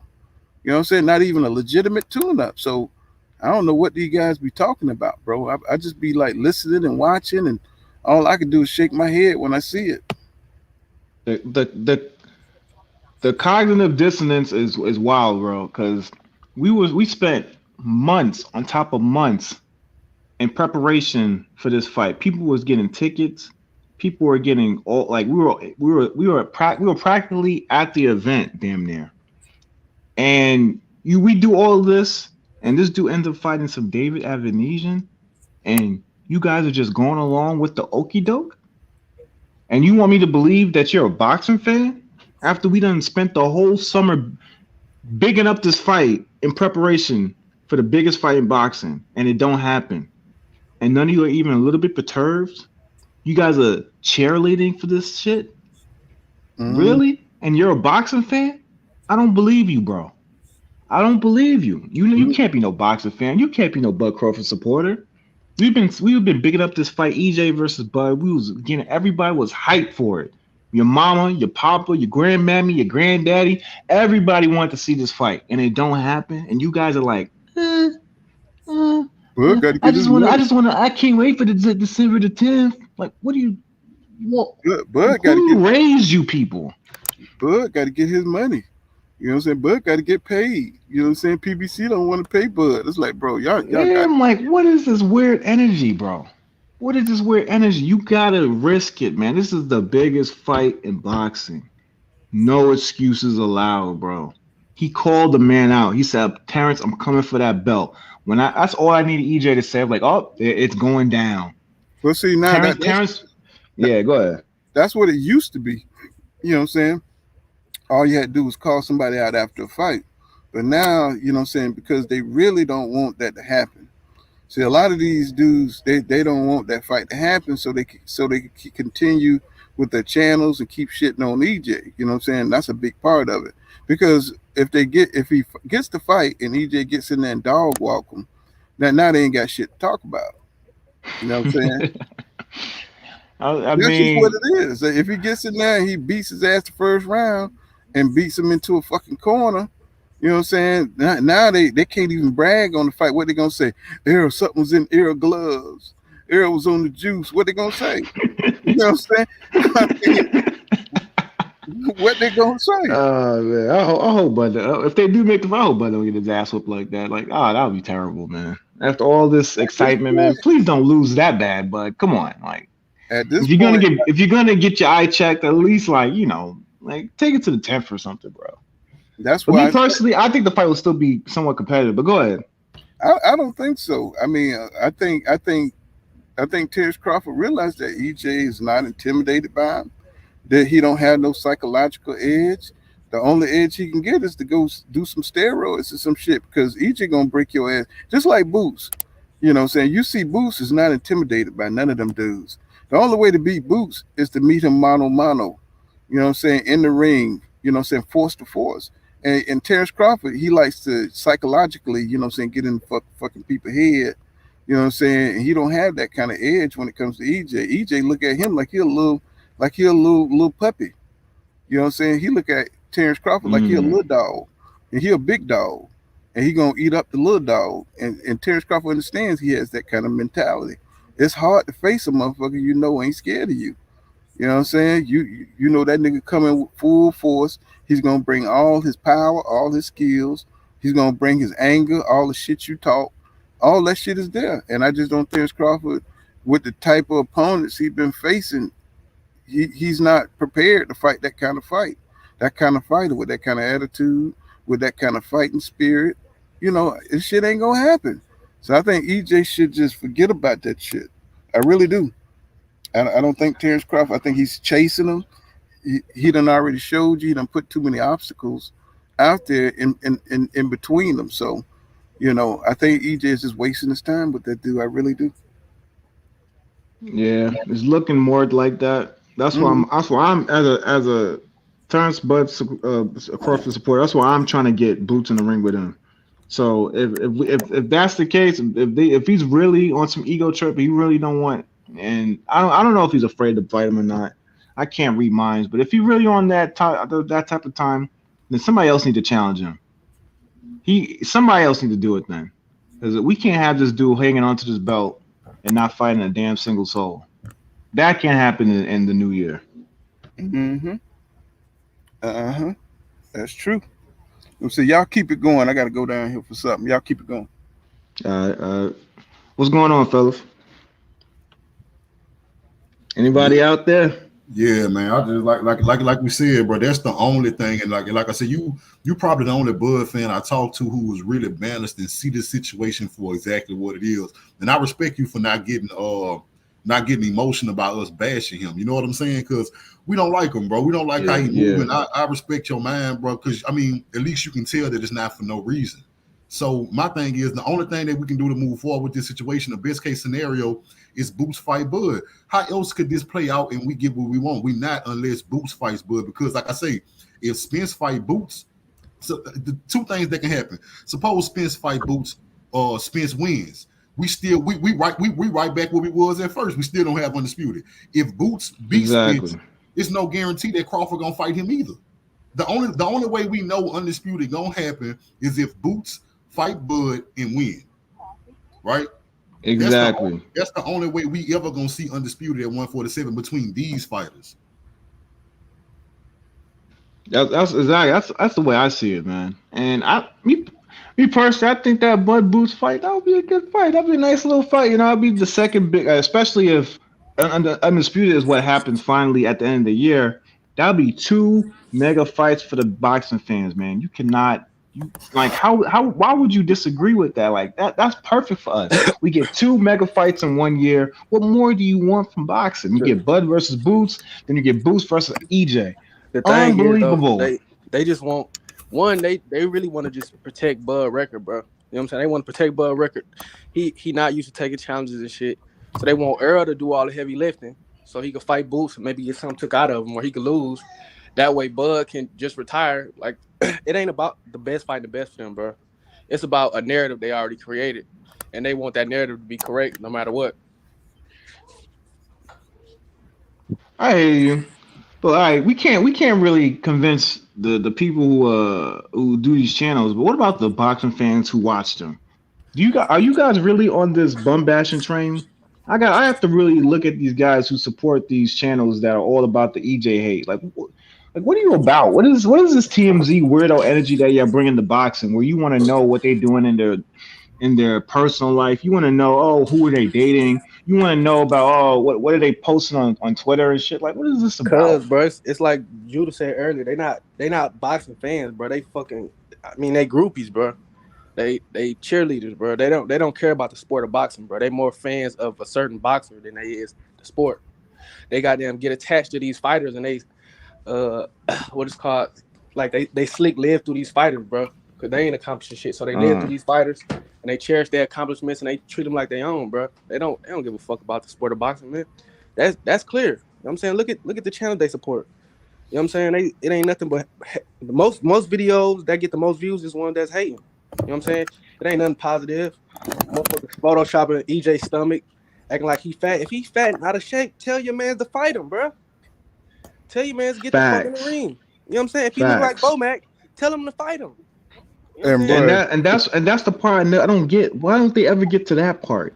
If EJ is ducking, if he do all this and that, and if he can't fight him so much, if he can't win, if all the cards are stacked against him in the deck, to sign the contract, bro. Judah, check this out, bro. If you goddamn say if you meet a chick and you dating this chick and you talk to this chick and she say, yeah, come over, man, I want to go out with you.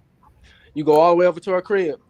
You get there, you knock on the door, you see her light on, and you see her behind the curtains and shit, but she don't answer the door. She's out there for an hour. She's out there for six hours. She don't answer the door. You leave and go back home, and then she call you again like, hey, come back to the crib. Won't you come back?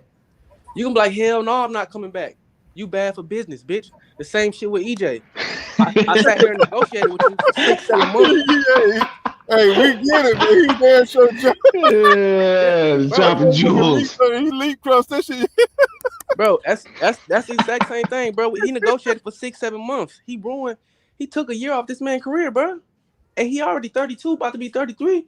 These is valuable years, bro. And he ain't been the most active champion. So he took a year off this man's career. And then you want him to fight Boots. You wasted his time. Now you talking about spin a block. And then you walked away from the contract without notifying nobody. Why the fuck would I do business with you, bro? Don't nobody in the corporate world or the streets work like that. If I come to get a half a brick from you and your ass ain't picking up the phone, or I get there and you got some fucking flour in the bag, I'm not shopping with you no more, bro. I'm not doing that, bro. And I don't understand how people act like EJ doing something wrong. Now he wrong for finna fight Keith Thurman. What the fuck? He can't fight Keith Thurman, but Bud can fight David Avenesian? So what y'all think? Y'all think they say he has 120 days, you know what I'm saying, to fight Boots, or, you know, now Boots is not, what's confusing to me is that Boots is about to fight this Karen dude. So how does that apply? You know what I'm saying, to he got to fight Boots? That's not even possible. You know what I'm saying? That's not even. At the Boots fight, he got 120 days because he gonna become the mandatory. But I don't think they're gonna do that because we talked about this before, Paul. I think me, you, and Judah talked about it. He the money man at 147. You know what I'm saying? They don't give a fuck about the sport either, them sanctioned bodies. They care about the money. You know what I'm saying? EJ is generating the most money. If Boots, they get 3% of Boots purse, but they gonna get maybe 100,000 or something. Not 100,000, maybe like 50,000, something like that. But they get that same 3% from Errol, they gonna damn near get $1 million. You know what I'm saying? So I don't think they gonna strip them. You know how they bend the rules for Canelo and shit. I think they might bend them a little bit for EJ because he one of the top 3 earners in boxing. Now, if Right. Terrence Crawford, let's say Terrence Crawford next fight, if it's some Rudy Poo dude, he might as well go ahead and give up the belt because it's not going to be worth. You know what I'm saying? If this next fight, Basically, Jamal James or somebody like that, he gonna fight somebody. He gonna pick his opponent, and then they gonna move him up in the WBO sanctioned body to like number 8 or 9 or 6. And then guess what they gonna say? He top 10 in the division. The same shit they did with Avanesian. I'm saying they gonna do the same shit, man. You know, if his next fight is like Jamal James or somebody, bro, he might well go sit his ass down for real, bro. You know, it ain't nothing else you can say. Well, really, it ain't nothing you can say now. You could tell all this shit is just some kind of hate because, you know, my man, he was right there at the negotiating table. So if you really want to fight somebody, you're gonna make everything. You're gonna try to be cooperative. You're gonna be agreeable, to make the fight happen. This dude here is trying to find everything to not make this fight happen. Yeah. Paul, do you think it's like I think you just said this shit where you said it's just because they don't want another PBC fighter to be undisputed. They don't want Al Heyman to have another undisputed champion, so that's why they going along with Crawford bullshit. But you can start seeing everybody saying the same thing. They want EJ to drop a belt, and that just shows you what they want. You know, you got Sean Porter saying that they want EJ to drop a fucking belt to give these other young fighters an opportunity. You know what I'm saying? So why EJ got to do that and Terrence Crawford can't do that? Why he got to give up on his dream, bro? Why he got to give up on his dream? The same shit he set out to do in 2017. Why he got to give it up? Because Bud don't want to fight nobody. Exactly. You know what I'm saying? So they make it about everything else except the truth. You know what I'm saying? So if EJ don't get undisputed, he got a lot of opportunity to make legacy up there at 147. Even though grabbing 3 of the belts is a legacy, and in my opinion, that makes him undisputed because it makes him undisputed because, you know, you're looking at all, you know, it was only 3 belts at one point in time to be undisputed at welterweight. Yeah. So with the WBO, that's just some bullshit to keep niggas' name out the record books, the historical record books. Yeah, I see what you're saying. You know what I'm saying? Because, you know, anybody can hold out. You know what I'm saying? If a motherfucker ain't fighting, you can't. It's hard to knock that motherfucker out if all he doing is blocking punches, right? But how the hell is they trying to get EJ to drop a belt? But then Canelo just go up to 175 and lead a 168 divisional hold. Then Golovkin then just go up from 160 to 168 and lost, and still don't he still got 2 or 3 belts or some shit like that? You talking about Canelo? He's still undisputed, bro. Yeah, I'm saying Golovkin. Golovkin got like 2 belts at 160 after he lost to Canelo? I'm not sure. I don't even look at that nigga. So pathetic. You know what I'm saying? They ain't pushing for nobody else to goddamn drop their belts, bro. Those examples when you got power in boxing. You know what I'm saying? When you got a fan base that's that crazy about you, that'll watch you fight. You know, Canelo could fight a goddamn painter. He could pick up a painter this afternoon, and they put on some damn boxing trunk and gloves, and he'll watch that shit. That motherfucker, he'll sell. You know that's what he did already. He fought a sparring partner. Him and Lomachenko. I'm talking about not even a sparring. They love that dude that much. You know what I'm saying? And I think, you know what I'm saying, it's just he's different. You know what I'm saying? Because he sells pay-per-views. They're going to protect him and allow him to do what he want to do, because anytime they try to get Canelo to fight somebody that might give him a problem, he said he do what he want to do. He'll drop their belt in a minute. You know what I'm saying? He don't care. He's not going to fight anybody he think that could beat him. You know what I'm saying? He's not going to fight David Benavidez ever. We'll never see him fight David Benavidez. We'll never see him fight Morrell. David Morrell. We'll never see that fight because those dudes are too athletic, they're too hungry, and he's not just like Terrence Crawford. You know what I'm saying? He don't have that kind of energy. He don't have that kind of That vitality. drive no more. He don't got Yeah, that he don't drive. have that no more. He done waited too late in his career. He's an He waited. old 32-year-old. You know what I'm saying? That's broke down, had too many fights, and he's still trying to claim to be the top in the face of boxing. That motherfucker got bad knees and everything. He be wearing knee sleeves and shit. I'm just saying they must be give everybody a free corona case and shit when it comes to the fight or something. You know what I'm saying? I think if Terrence Crawford, if Terrence Crawford, they offered them a bag of goddamn kush to come to his fights, that bitch would be sold out. You know what I'm saying? Do like Canelo, nigga. You know what I'm saying? Offer them niggas a bag of kush and shit. I don't even know if kush still the best weed or not. I don't know. And they're giving out some laboratory weed now. I can't mess with none of that. No, I don't smoke no. You know, I used back in the day, but they had all this crazy ass weed. All I'm saying, crazy ass names. If you ain't it's some laboratory here, some Dexter's laboratory kush. If you ain't fighting nobody, you got to give niggas an incentive. You know what I'm saying? You know what I'm saying? Have what them little smoke bars they have and shit. You know what I'm saying? Have them niggas let them get smoked out. Hey, Paul, if Bud don't fight, say if Bud don't fight EJ. Say if he wait another 6 months, don't fight EJ. Who the hell is he gonna fight? Who will be his mandatory or who? Like who the fuck will he have to fight? You talking about? I've been hearing. I hope, man. I hope they don't do this, man. I've been hearing Blair Cobbs, bro. Don't say that, bro. Don't say that, bro. Jesus. That's who I think he's gonna fight. I think man. His legacy will be over if he fights Blair Cobbs and not Spence. Man, they need to, if they fight Blair Cobbs. I thought they were just joking when they said that shit. You know what I'm saying? It's talking about Blair Cobbs. That's a joke, bro. That's beyond a joke. I mean, really? Mm-hmm. Blair Cobbs. He said John. Oh shit. He said Rick's a joke. He says dude be making YouTube videos in his bathroom about Errol Spence Jr. after he takes a stinky dump. Eli Peters TV says people in boxing people are trying to down talk YouTube like nothing matters here. He said, motherfuckers, YouTube is the only place where boxing gets discussed and promoted. He said they're lucky YouTubes don't switch off to UFC. That's true. Because boy, if I followed UFC, man, my channel would be big as shit. You know what I'm saying? It'd be huge, bro. It'd be huge, bro. Yeah, it'd be all kind of man. I'm talking about because UFC they put on the right fight. They don't got all them sanctioning bodies. It's only one boss. It ain't all these different divisions and shit. You can't duck the best, bro. You know what I'm saying? You gotta fight the best. But shit, I couldn't keep up. They fight so damn much, I couldn't even keep up with the shit. You know what I'm saying? Your channel be huge though, boy. Your the channel UFC, so big, bro. The UFC is what PBC is turning to, because there is other combat training sports leagues, but the UFC is the mainstream one. They're the big one. They're the ones that all the fighters will want to go to, and they're willing to listen to Dana White and get these fights done. PBC is turning into the same thing. All the big name fighters are going to the PBC and getting their biggest bags.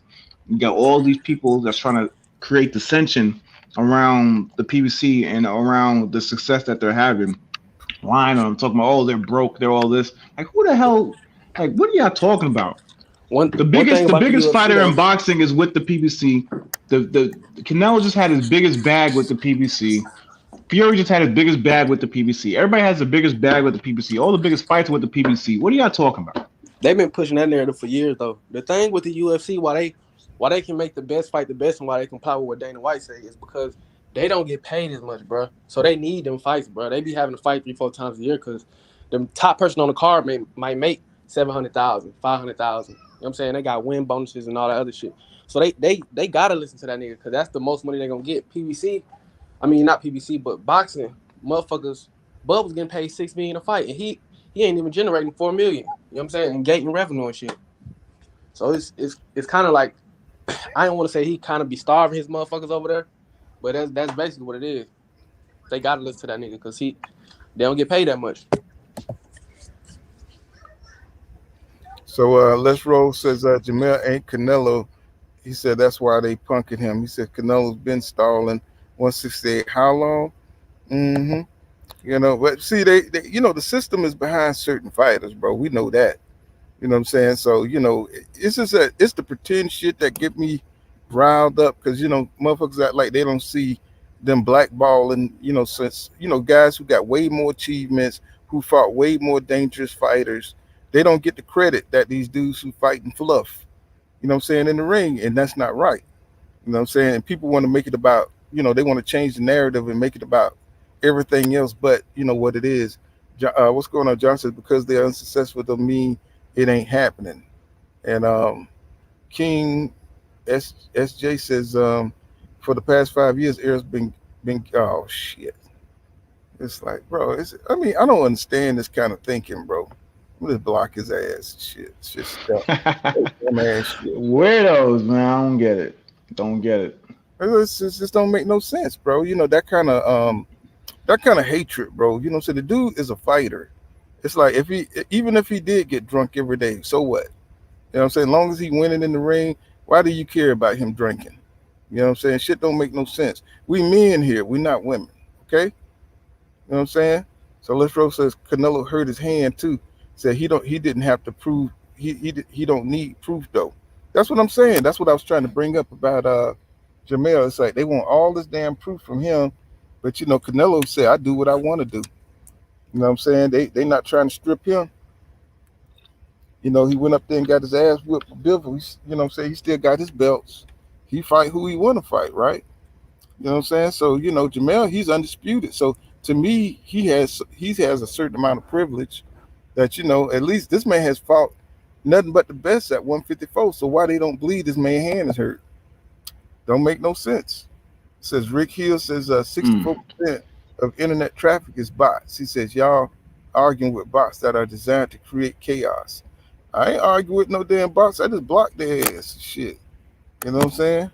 It says John Alice says Trev, he says Jamel is unified. However, his comp can't support what? PFPG. What's that? Facts. Can't support what? PFPG. What's pound that? For pound. Pound. G fat. What is? I don't know what the G is though. Mm-hmm. He says ESPN. John says ESP pound for pound ain't bots. But you know what I'm saying, you know, bots are not, you know what I'm saying, they trying to create a negative narrative or stereotype, you know what I'm saying, and they putting a message out there, you know what I'm saying, to really shit on all the best fighters from the PBC. And I think people are catching on to those messages and trying to push those messages. You know what I'm saying? Even though this man is undisputed, he's not looked at as he's undisputed. Like he's the king of a weight class. The man got all the belts and he still ain't getting the respect that he should. You know what I'm saying? It's like this dude should be celebrated and not hated. You know, even though he do say some stupid ass shit sometimes, but yeah, it's weird energy, man. Like I never watched a Jamel fight and been bored or whatever. Like this guy is always never fights a boring fight. Always tries to never ducks any smoke, and he's undisputed. I mean, what is there not to respect? And that tells you everything you need to know. That's why you know you got a lot of people who's not boxing fans in here trying to cause chaos. You know, and he's undisputed, and he's still trying to fight the best fights. He ain't ducking from Fondora. He ain't ducking from Harrison 3. He's still trying to line up the big fights. Only person that look like he might be ducking is Errol, because I don't know if he want that EJ smoke. But he did say he ain't moving up. So if EJ moves up, there's a high possibility that fight will get made. So I mean, he's doing everything right. There's really nothing to hate about Jamel right now. He's on a winning streak. He's looking great right now. Now I seen some shit the other day about, they were talking about how and I ain't gonna name the channel, but y'all know who the channel is. Some people was obsessed with the veins and EJ body, and they obsessed with his body. I was like, what is going on in boxing, bro? You know what I'm saying? Where people are making video, I'm talking about big channels. You know what I'm saying? Making videos talking about people are obsessed with the way EJ body is. I'm like, how would that even become a subject, bro? Weird. Of a damn video. It was weird. Like that shit. What time are you on? That's wow. Hey, that's called projection, Pool. He obsessed with the way EJ body look. Don't put that on me. I didn't want to say it, but that is weird, bro. Like, where's your mind at? Come Yeah, on, son. I think one of the callers called them out on it. It's like, nigga, what you talking about? You know what I'm saying? It's like, dude, you on some weird. Nah, he made a video about it. I heard the shit and I thought the shit was weird, but I didn't want to go down that rabbit hole. You know what I'm saying? You know, Yeah, I feel you on that. Like, I was like, nigga, come on now. You got to, one reason we like boxers is because they get in the best physical shape and they go at it. And men like that kind of shit because that's what we want to do. We want to be strong and we want to be at our best, and you know what I'm saying, and we like combat, you know what I'm saying, with motherfuckers at their top condition. That ain't got shit to do with looking at their bodies and nothing like that. That's why we love boxing, because we want to see the best fighters get in top shape and fight each other. You know what I'm saying? So all that other dumbass shit, they just be making up crazy shit, taking this shit to a different level. And it's just weird to me to see some of the biggest boxing channels do that dumbass shit. You know, so trying to make content. You know, Master Khalid says the Lion Duck said he did everything he could to do to make the fight. Errol said, God damn it. Yeah, you know, Errol, you know, saying one thing I like about Errol Spence Jr. is that he just tell you the truth. You don't have to keep looking up and talking slow, trying to make up shit. Errol just come out and just say, you know, hey, you know what I'm saying? The man didn't do business right. You know what I'm saying? He could have told him he wanted to tune up if that's what it was. You know, and that was some real ish you said too. Right. They don't appreciate the simple truth. You know, we live in a day where people like to spin, they like to lie. You know what I'm saying? They like niggas that's deceptive and all that kind of shit. You know what I'm saying? Because that's the way they are. You know what I'm saying? You go towards the fighter. That's kind of, you know, what your mentality is. You know what I'm saying? If you like power, you know what I'm saying? You like Tyson, you like knockouts, you probably that type of fighter yourself. You know what I'm saying? You probably like to go for the gusto. You know what I'm saying? If you like a pure science, you probably nigga that like to get in there and jab a nigga up. You know what I'm saying? If you ever get into it. So, you know, you go with the fighter that kind of, you know, that kind of goes with your personality. You know what I'm saying? And, you know, a lot of these niggas, they like that deceptive ass shit. They like that old bullshit. You know what I'm saying? They like that old snake, that old underhanded talk and all that passive aggressive bullshit and all the rumors. And they, you know, I see a lot of niggas, they just like that, you know.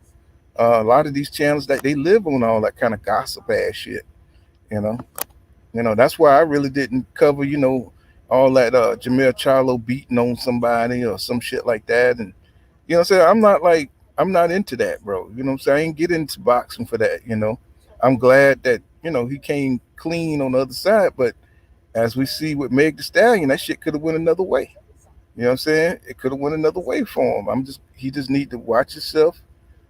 Stay out of trouble, you know, stay out of the women trouble, because the media is going to pounce on all that shit, and it's going to take your mind off of boxing.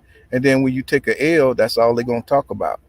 You know what I'm saying? Once you get fucked up, that's all they're going to talk about. You know, they ain't going to talk about the mental bullshit you done went through. That's how they tried to sidetrack Floyd. You know, I always talking about he was a woman beater, but Floyd was strong enough to stay focused and keep winning. That hurt them more than anything when you keep winning. Let's see. Whatchamacallit says, did Ugas fight Manny? Was Ugas elevated with a strap? Did Ugas? Yeah, he was elevated. You know what I'm saying? He was elevated to super champion. You know what I'm saying? Let's see. Trev Stoker says, he said Jamel trained by Derrick James too. He said he's number one, EJ number two, pound for pound. He said if them two fight, we know who the best is. Period. Yeah, that's true. Yeah, and whatchamacallit said Anastasia was like top 12 or 9. Yeah, he was like outside the top 10 or some shit. And Mills Lane says EJ losing that fight. He said y'all niggas got no boxing eye. Yeah, we hear you. I guess you got all the fucking boxing eye. Well, tell that nigga take the fight, man. Tell that nigga fight Bud. I guess you know just because, you know, saying, and if you've been talking to him in the chat right now, he was just saying Why didn't I asked him why you not calling out the fighter who didn't take the fight? And he said, "Oh, why didn't he take the fight? It don't matter why he didn't take the fight. He went to fight David Avenesian, so he had no problem taking that fight." He turned down the most money he would have ever made in his career to fight David Avenesian. Point blank But period. well, they act like they act like that he was going to make more money fighting David Avenesian than he was going to fight Yeah. Errol Spence Jr. But see what it is, it's the risk factor that they don't want Terrence Crawford to take. They don't want the narratives to end. They Hey, want then you know, like you be saying, Paul, they when they be talking about he ain't get no guarantee. You were just talking about the other day where he damn near got $10 million guaranteed, but he wanted 15. So they said, okay, we just gonna give you a percentage. They don't bring that up. They just bring up why won't he take up $10 million to fight David Avenesian? When really he only got 1.5 or some shit like that, and so 35 pay-per-views. But see, we be arguing in circles. He's always gonna move the goalpost not to make the fight. You see what I'm It's saying? crazy. They say, look in the chat just now. He wrote, "Oh, EJ turned down 25 mil." Bud Crawford agreed to a contract and didn't sign it. Do you not understand that? 25 million from where, bro? That's what I'm saying. There's no contract saying 25 million, but we know what Bud saw because there's a term sheet and he ain't sign it. You asking for clarity, but you're not giving none, bro. They do understand that. It's the argument where they making the money from, where they getting the it's the you know what I'm saying, it's the chaos that they getting the happiness from. And we're boxing fans, we just want to see the fight happen, and they all about the fight. They just want to keep on arguing back and forth about bullshit. You know what I'm saying? And nobody's with that because we done already got argued down about who's not making the fight. We saw the nigga turn around and fight a whole nother nigga, and they ain't got nothing to say about that. You know what I'm saying? They not even making it make sense. So it shows you that no matter what Terrence Crawford do, in their eyes, you know what I'm saying, they never gonna hold him accountable to that shit. And it just is what it is. So, you know, I stopped arguing with these niggas, man. It's like these niggas ain't on no real shit. They ain't the arguments about no substance. That shit just pissed me off when they be arguing like they know what they talking about. Then they want to spin that shit and act like we got self-hate or we just hating on Bud. Just because you criticize somebody don't mean you hating on their ass, bro. You know what I'm saying? They just anything you say about Bud, that shit turn hate. You can point out the obvious and it's hate. No, I just hate them niggas because they always lying and shit, moving the goalposts. You know what I'm saying? This dude wrote, you don't sign a timeshare. You don't sign a term sheet, retard. He just totally avoided everything else I said, just so he can write that red herring. This is what I'm talking about. What kind of boxing fan are you, bro? What kind of boxing fan are you? Do you want the fight or not? You rather make up a point about not signing term sheets rather than deal with the fact that Bud Crawford didn't agree to the contract. He agreed to the contract but didn't sign the contract. You rather deal with some arbitrary point like a term sheet rather than deal with the fact that Bud Crawford ducked the fight. Like what kind of boxing fan are you? Like Paul said, they just want to gaslight, bro. They just haters. They just haters and shit, you know.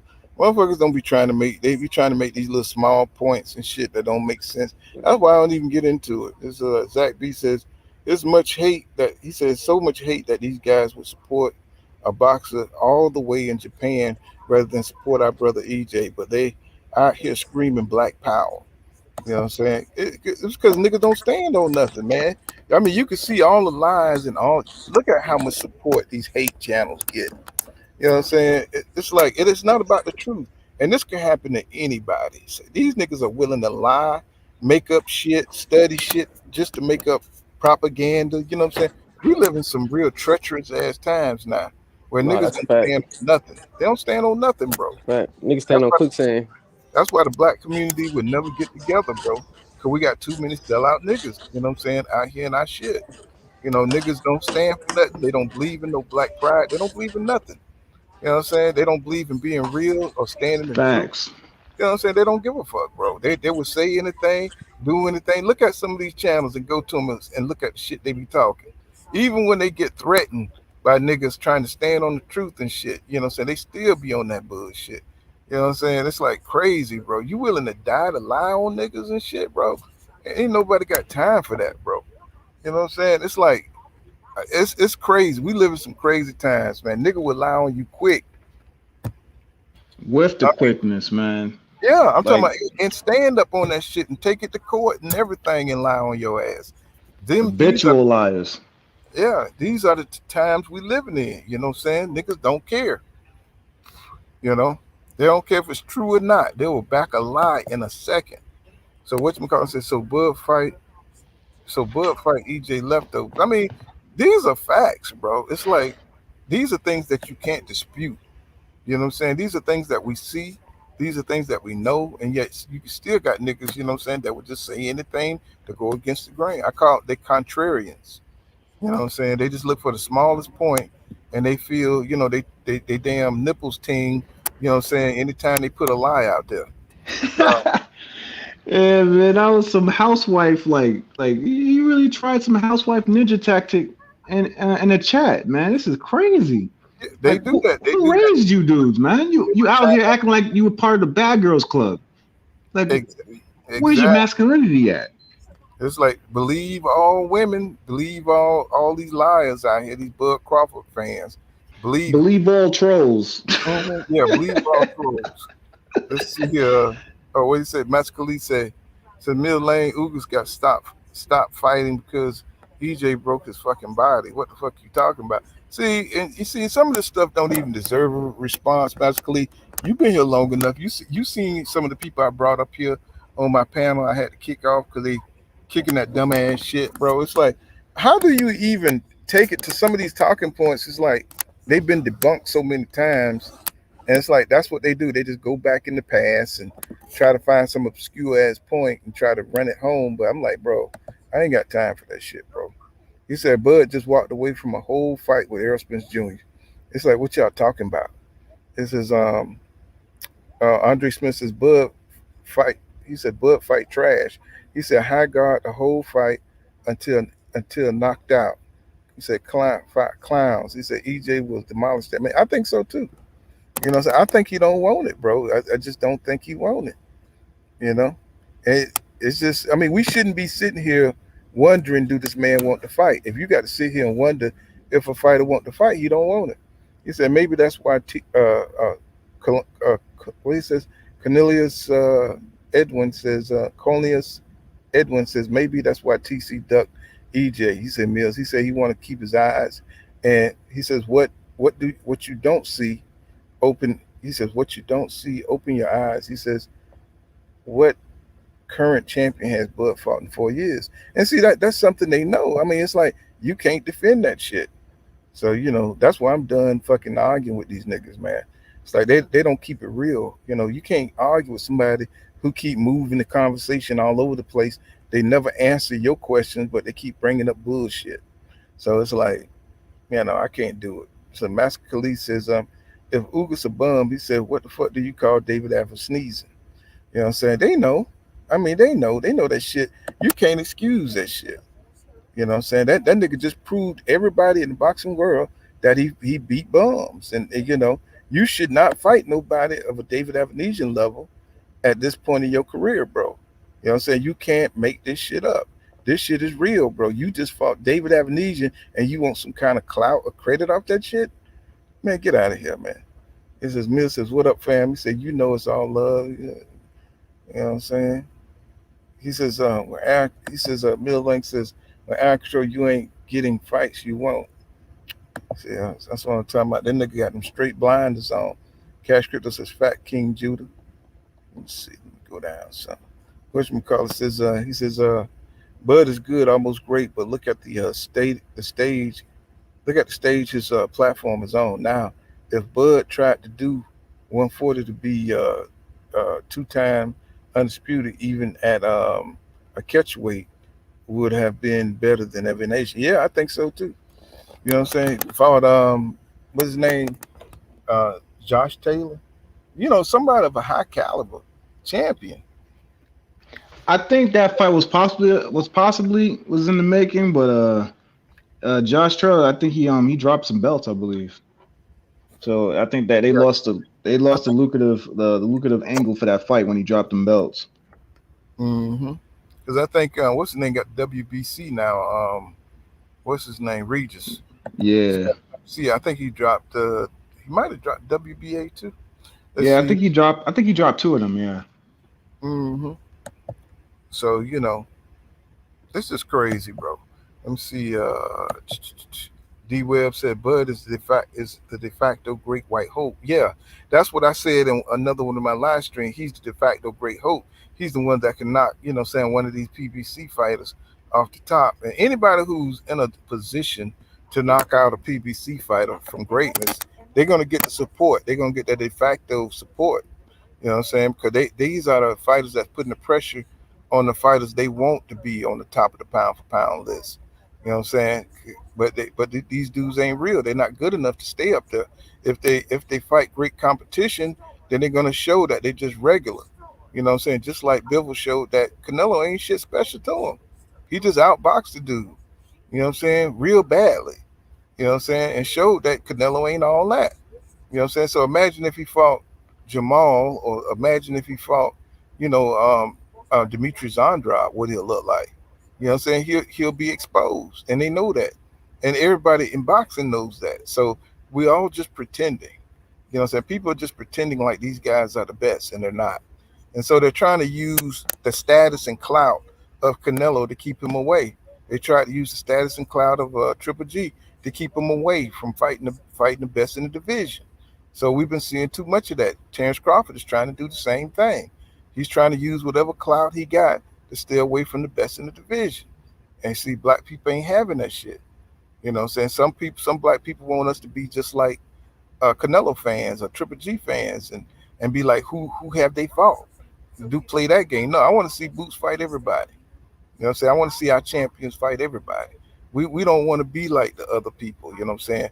Be on that fake ass shit and call yourself the best, using politics to use franchise belts and shit to dodge to the top. We don't need that, bro. We got skills. We got real skills. You know what I'm saying? We got real power.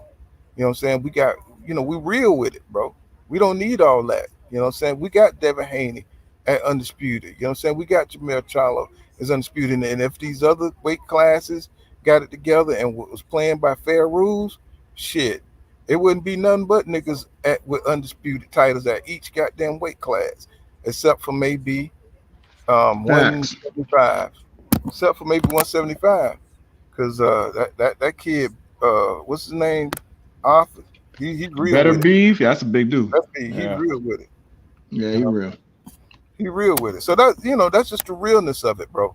But a lot of people don't like that kind of shit. They want to keep it fake. You know what I'm saying? They're getting paid, you know what I'm saying, to push these different agendas to keep the PPC up out of it. You know what I'm saying? And we see it as clear as day. Post-game sports says, I understand why Crawford doesn't want undisputed against the best welterweights for millions of dollars. He said, I don't understand why Crawford doesn't want undisputed against the best welterweights for millions of dollars with the world watching. Because he gonna get his ass whipped in front of the world. That's what he don't want. You know what I'm saying? Could you imagine, man? He gonna have every eye in boxing watch them get his ass tore up. That's still worth the risk, man. I'd rather be a part of the biggest fight in boxing and take an L than to dodge it. I mean, can you imagine But the EJ kind of give out different regret type you're of gonna ass have, the whoopings, kind of regret that's gonna be in your heart 20 years from now? he ain't gonna When have no people type of start regret, talking bro. about that fight and the fact that you got a contract and you couldn't even sign it, like, ugh. Bro, Can you he know imagine the regret? Like, he know I when he can't get in do there it. with EJ, bro. EJ probably got a different type of hate for that nigga now, bro. He gonna punish that nigga, bro. Like, I think he might even carry that nigga. Like, it ain't gonna be no knockout. That's why people don't like fighting EJ, because it ain't like he gonna one punch knock you out like on some Deontay Wilder shit. He gonna punish you, bro. Like, nobody's ever the same after fighting that nigga. Like, it's brutal. Like, it probably fuck with their mental and their body be beat the fuck up. So it ain't the same as just taking a regular L. Like, if he fought Andre Ward and took an L to Andre Ward, this is a different type of ass whooping EJ handing out. Yeah, Don Jenkins, the Gotcha Game. I I know respect you're that. regular, bro. You one of the 300, bro. You know what I'm saying? JV, you know what I'm saying? It was like, yeah, I know y'all. A1 Hoop Zone with the winning team. He said that thing, he says, that's the thing. We want to see the best fight, the best. He said, no matter the outcome. He said, them motherfuckers don't even want to see their favorite fighter in a 50 55-45 fight, and it's got to be a 80-20 split at all times because they scared. Yeah, that's what I'm saying. A1. I don't understand. See, it's not even a sport anymore when the fans start like really participating like that, where they don't want to see boxing function the way it's supposed to function, right? So you know what I'm saying, when you just trying to protect your favorite fighter, that's not boxing, bro. That's something else. That's showcase fighting. You know what I'm saying? That's what that is, bro. If you just want to see your favorite fighter go in there and dust off somebody they can beat the shit out of, then that's not there's no threat of him losing. He's not fighting, you know what I'm saying, the best in the division. So it's just, to me, how do you find boxing appealing that way? You know what I'm saying? How do you really enjoy boxing if you don't want to see your favorite fighter challenged? You know what I'm saying? It's just crazy. Facts. I don't get it either, man. They keep trying to push Boots off on EJ because they think Boots will beat EJ. And he might well could. You know what I'm saying? But my thing is, why don't you want to see Boots fight Terrence Crawford? Also, they'll say that shit out their mouth, but they really don't mean that shit. You know, and why they not buying Terrence Crawford fights? If y'all love him so much, you know what I'm saying, why he got to lie about 120,000 pay-per-views, which we know he didn't do. You know what I'm saying? You ain't even got to look at the damn ticket sales to know that motherfucker didn't do no 120,000 pay-per-views. That's right? cap. Right. That's you know what cap. I'm saying? We all know that's cap. Why you have to lie? So W. Nibbles, what's going on? He said, just arguing with a dude calling Ugas a journeyman. Well, if he's such a journeyman, why didn't Terrence Crawford fight the man? You know what I'm saying? If he's a journeyman, y'all keep putting down these damn fighters, and y'all king didn't even get in the ring with him. You know what I'm saying? He would never get in the ring with a Ugas. You saw how tough Ugas was. You saw how he fought Sean Porter. You saw how he fought EJ. You think Terrence Crawford to go get in there and knock out Ugas? Shit. JV says, if you can't answer the question, why would he come here talking all that BS? You know what I'm saying? Don Jenkins, the got your game. Let me see something. Hey, babe, you cut that truck off?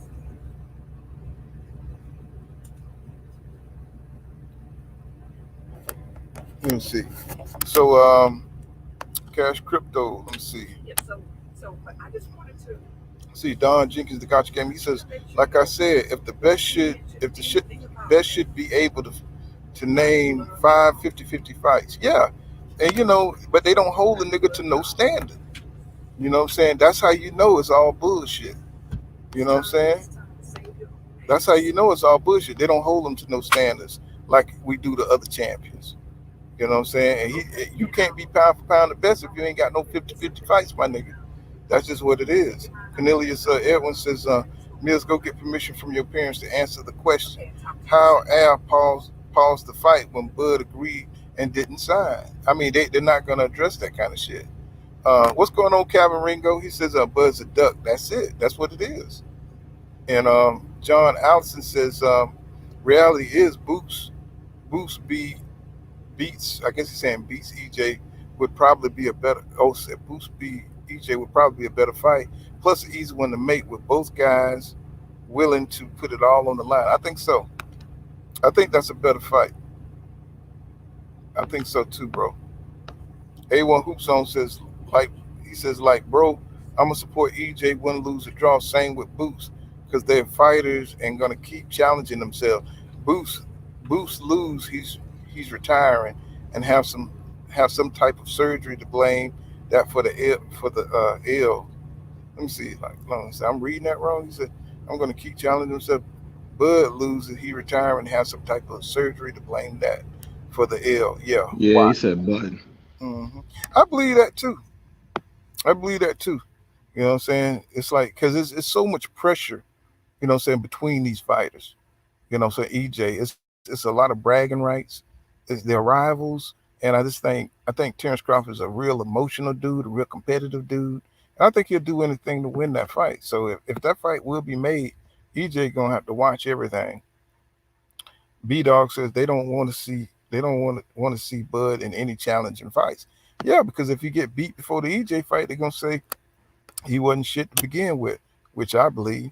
Cop Killer says EJ is gonna take Boots into deep waters and drown that young buck, and never been in the ring with a fighter of the caliber of EJ. And I believe so too.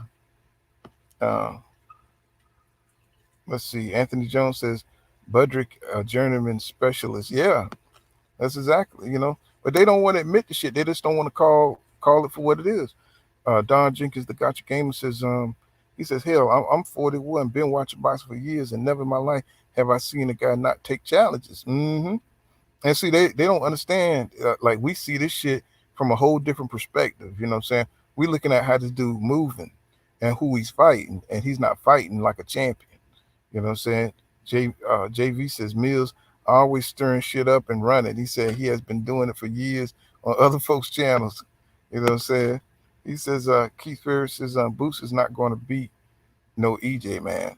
And he said A1 Hoop Zone with the winning team saying short. He said that motherfucker really don't want no smoke with EJ nor Bud. He says they're gonna dust his ass off, man. Trust me. When I seen this, I guess. And Cash Crypto, he says, I don't think Bud can beat EJ even with a busted glove and juice. You know what I'm saying? But that's what it is, man. You know what I'm saying? Anything else y'all got? You know what I'm saying? Anything else y'all want to discuss? Can y'all hear me? Yeah. They can't, as far as the EJ and Boots thing, but like I said, I think that's a real 50-50 fight. The thing is, bro, what we got to realize is we got into the middle of next year to be done with this, because I'm the most probable thing that's gonna happen is Terrence Crawford is gonna retire. Now, the only bad thing about that is they try to strip Spence or force Spence to fight Boots. That's gonna give Crawford reason to hold the belt even longer, because I mean he in the clear. I can just sit here on this belt. They're not making me fight nobody. I can sit on this belt even longer, and then that just prolong before. Okay, then they say, well, now you have to fight the winner of Boots and EJ. Then he will drop everything and leave. The best case scenario is that they some kind of way Bud is forced to fight Boots or EJ, and he go ahead and retire immediately. He's not fighting either one of them. The moment they say he has to fight EJ or Boots, he is going to retire. We'll discuss this last thing. Yeah, I see it that way too. Go ahead, Paul. We'll discuss it. He was talking. We discussed it a little earlier, but we'll do it. You know what I'm saying? He says, "Hey, Pool, what you think about Tank assault arrest? Is that BS or what?" Well, we talked about it a little bit about it earlier, but that's what it is, bro. You know what I'm saying? Tank, you know what I'm saying? Right now, he's doing his own thing. I know a lot of people think Mayweather is behind, you know what I'm saying, paying that girl off to try to, you know what I'm saying, mess up his plans to, you know what I'm saying, do his own thing. And, you know what I'm saying, whether Mayweather did or not, I don't know. I don't care. But it's up to Tank, you know what I'm saying, to keep the peace around himself and surround himself with people who's going to keep the peace. Now, if he have to get his, stay away from his baby mama because she's susceptible to taking pocket change to derail his career, you know what I'm saying, he's going to have to make that assessment, you know what I'm saying, because right now he should be focused. There's a lot of people want to see Tank lose, you know what I'm saying, and he shouldn't be losing out. If you're going to lose, just lose inside the ring while you focus. You know what I'm saying, don't let the outside, anything outside the ring, you know what I'm saying, take you off your focus. You know what I'm saying? With all his personal problems, you know what I'm saying? He should really, you know what I'm saying, take the time out and make sure, you know what I'm saying, he's able to concentrate on his career, so that way, he don't have any excuse for when he get in the ring and something happen. I think he's going to win against Hector Garcia. But I think what his baby mama did was disgusting.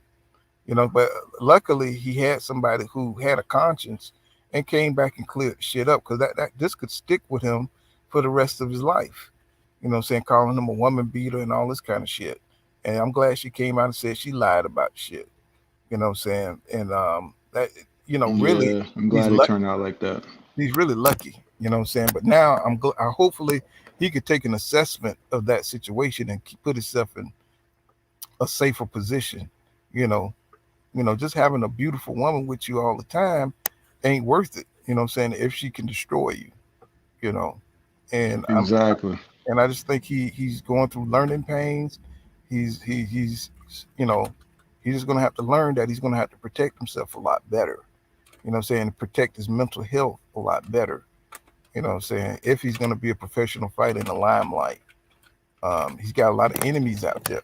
All these fighters do. Got a lot of people that want to see him fall. And he's going to have to protect his reputation. You know what I'm saying? But I'm just glad old girl came back and recanted what she said, because that could have damaged his career for a long, long time. You know what I'm saying? So that's what I got on that. You know. But, you know, I wasn't one of them ones to jump out and say Tank was beating up on the girl or nothing like that. I just waited for shit to come out. You know what I'm saying? And, you know what I'm saying, said my little piece. So that's what I had to say about that. You know. Yeah, I'm with that. I think moving forward into the new year, that's something that we all got to do. We have to learn how to wait. Just wait things out sometimes. Don't try to be the first. Don't try to be TMZ part 2 and try to be out here ready to give your take day one, an hour after you hear the news. Let's just wait and let things play out a little bit. You know, especially with this Tory Lanez and Megan Thee Stallion situation. That's another situation a lot of people never waited. You got to wait and hear the facts. Wait and get the details first before you make a judgment. That's what you need to do in a lot of these situations, because you have to realize, as the boxing community, the YouTube community, as it grows, so does the influence. And you might think whatever you're writing on the internet, whatever you're typing, has no effect on somebody. But yes, somebody's gonna read that. Yes, someone's gonna hear that. Yes, someone from someone's family is gonna read what you're writing, and it's gonna have an effect on somebody's mental health. So please be responsible. Wait for the facts to come out before you make a judgment. People's lives are at stake. People are reading what you're writing. It does matter. And the shit is distasteful, you know. When it comes to, young black men, people want to bleed the worst anyway, especially when it comes to boxers, you know what I'm saying? You know, back when Mike Tyson was with, I forgot what the girl name was. I forgot what her name was. And she came out on that, Robin Givens, you know, since she went out on an interview. Yeah. And this nigga sat up there like an idiot while she was, she was talking about. It was wild. I'm talking about, bro. I mean, I was like looking at Tyson like, You're bro. a wild boy, Probably about maybe 16, 14 at the time. When the motherfucker, I'm 16, 14, like, nigga, what's wrong with you, man? She get up here talking about you abuse her, and he knows where to hit me in areas where, you know what I'm saying? I'm like, bro, and you just sitting there like, whatever. But yeah, that looked crazy, man. It wasn't until later when he did his interview, when you saw the emotion in his face, like, he definitely didn't do that shit. Right, but that looked crazy at first. Then, I think he was on some shit then. He should have been smoking weed back then. Probably was. You know what I'm saying? But, I just got through that interview like that nigga was on some shit. You know, like she was just saying all this shit about him. He was just sat there like he was just stupid. You know? They must have had something on him that he really didn't want to come out at the time. And then he must have learned the game later, because I don't know. That looks weird as hell, man. It looks so weird. I know. I mean, you should have said, sometimes, Robin, I got to kick your ass. Okay. Sometimes I got to kick your ass, Robin. You know, it's just crazy. Yeah, it was crazy, man. I don't know. She got down on him, and she, everybody was getting down on him back then, getting the money. Don King, Robin Givens, he was stupid like that, hanging out with, he hung out with the worst of the worst. Some of the gangsters out of there, Tyson, he's a real rough dude, man. But but we're gonna leave it right there. You know what I'm saying? I got some stuff I gotta do today, and you know what I'm saying. If I can get back on, you know what I'm saying, tomorrow I will. But I got a lot of business I'm trying to tie up, y'all. I'm trying to get these loads and stuff, and I appreciate everybody sliding through and supporting my channel. You know what I'm saying? King Judah, y'all subscribe. Mike Biggs Boxing, I thought I saw him up here. Y'all subscribe. Let me see. I'm trying to find him so I can highlight him. There he is. Mike Biggs Boxing. You know what I'm saying? Y'all support Mike Biggs Boxing with the winning team. Said my bro, Pull Counter Boxing. Salute King, panel, and chat. You know what I'm saying? Eli Peters. You know what I'm saying? Don Jenkins, the Gotcha Gamer. You know what I'm saying? Keith Perry. What's going on, Rick Hill? My 300 always be up in here. Let me see. John Wayne, what's going on, bro? Cornelius Edwin. I'm seeing John Allison. I'm see Anthony Jones, Elijah. You know what I'm saying? Oh, yeah, Mike Rhythm. Mike finally popped up. What's up, Mike?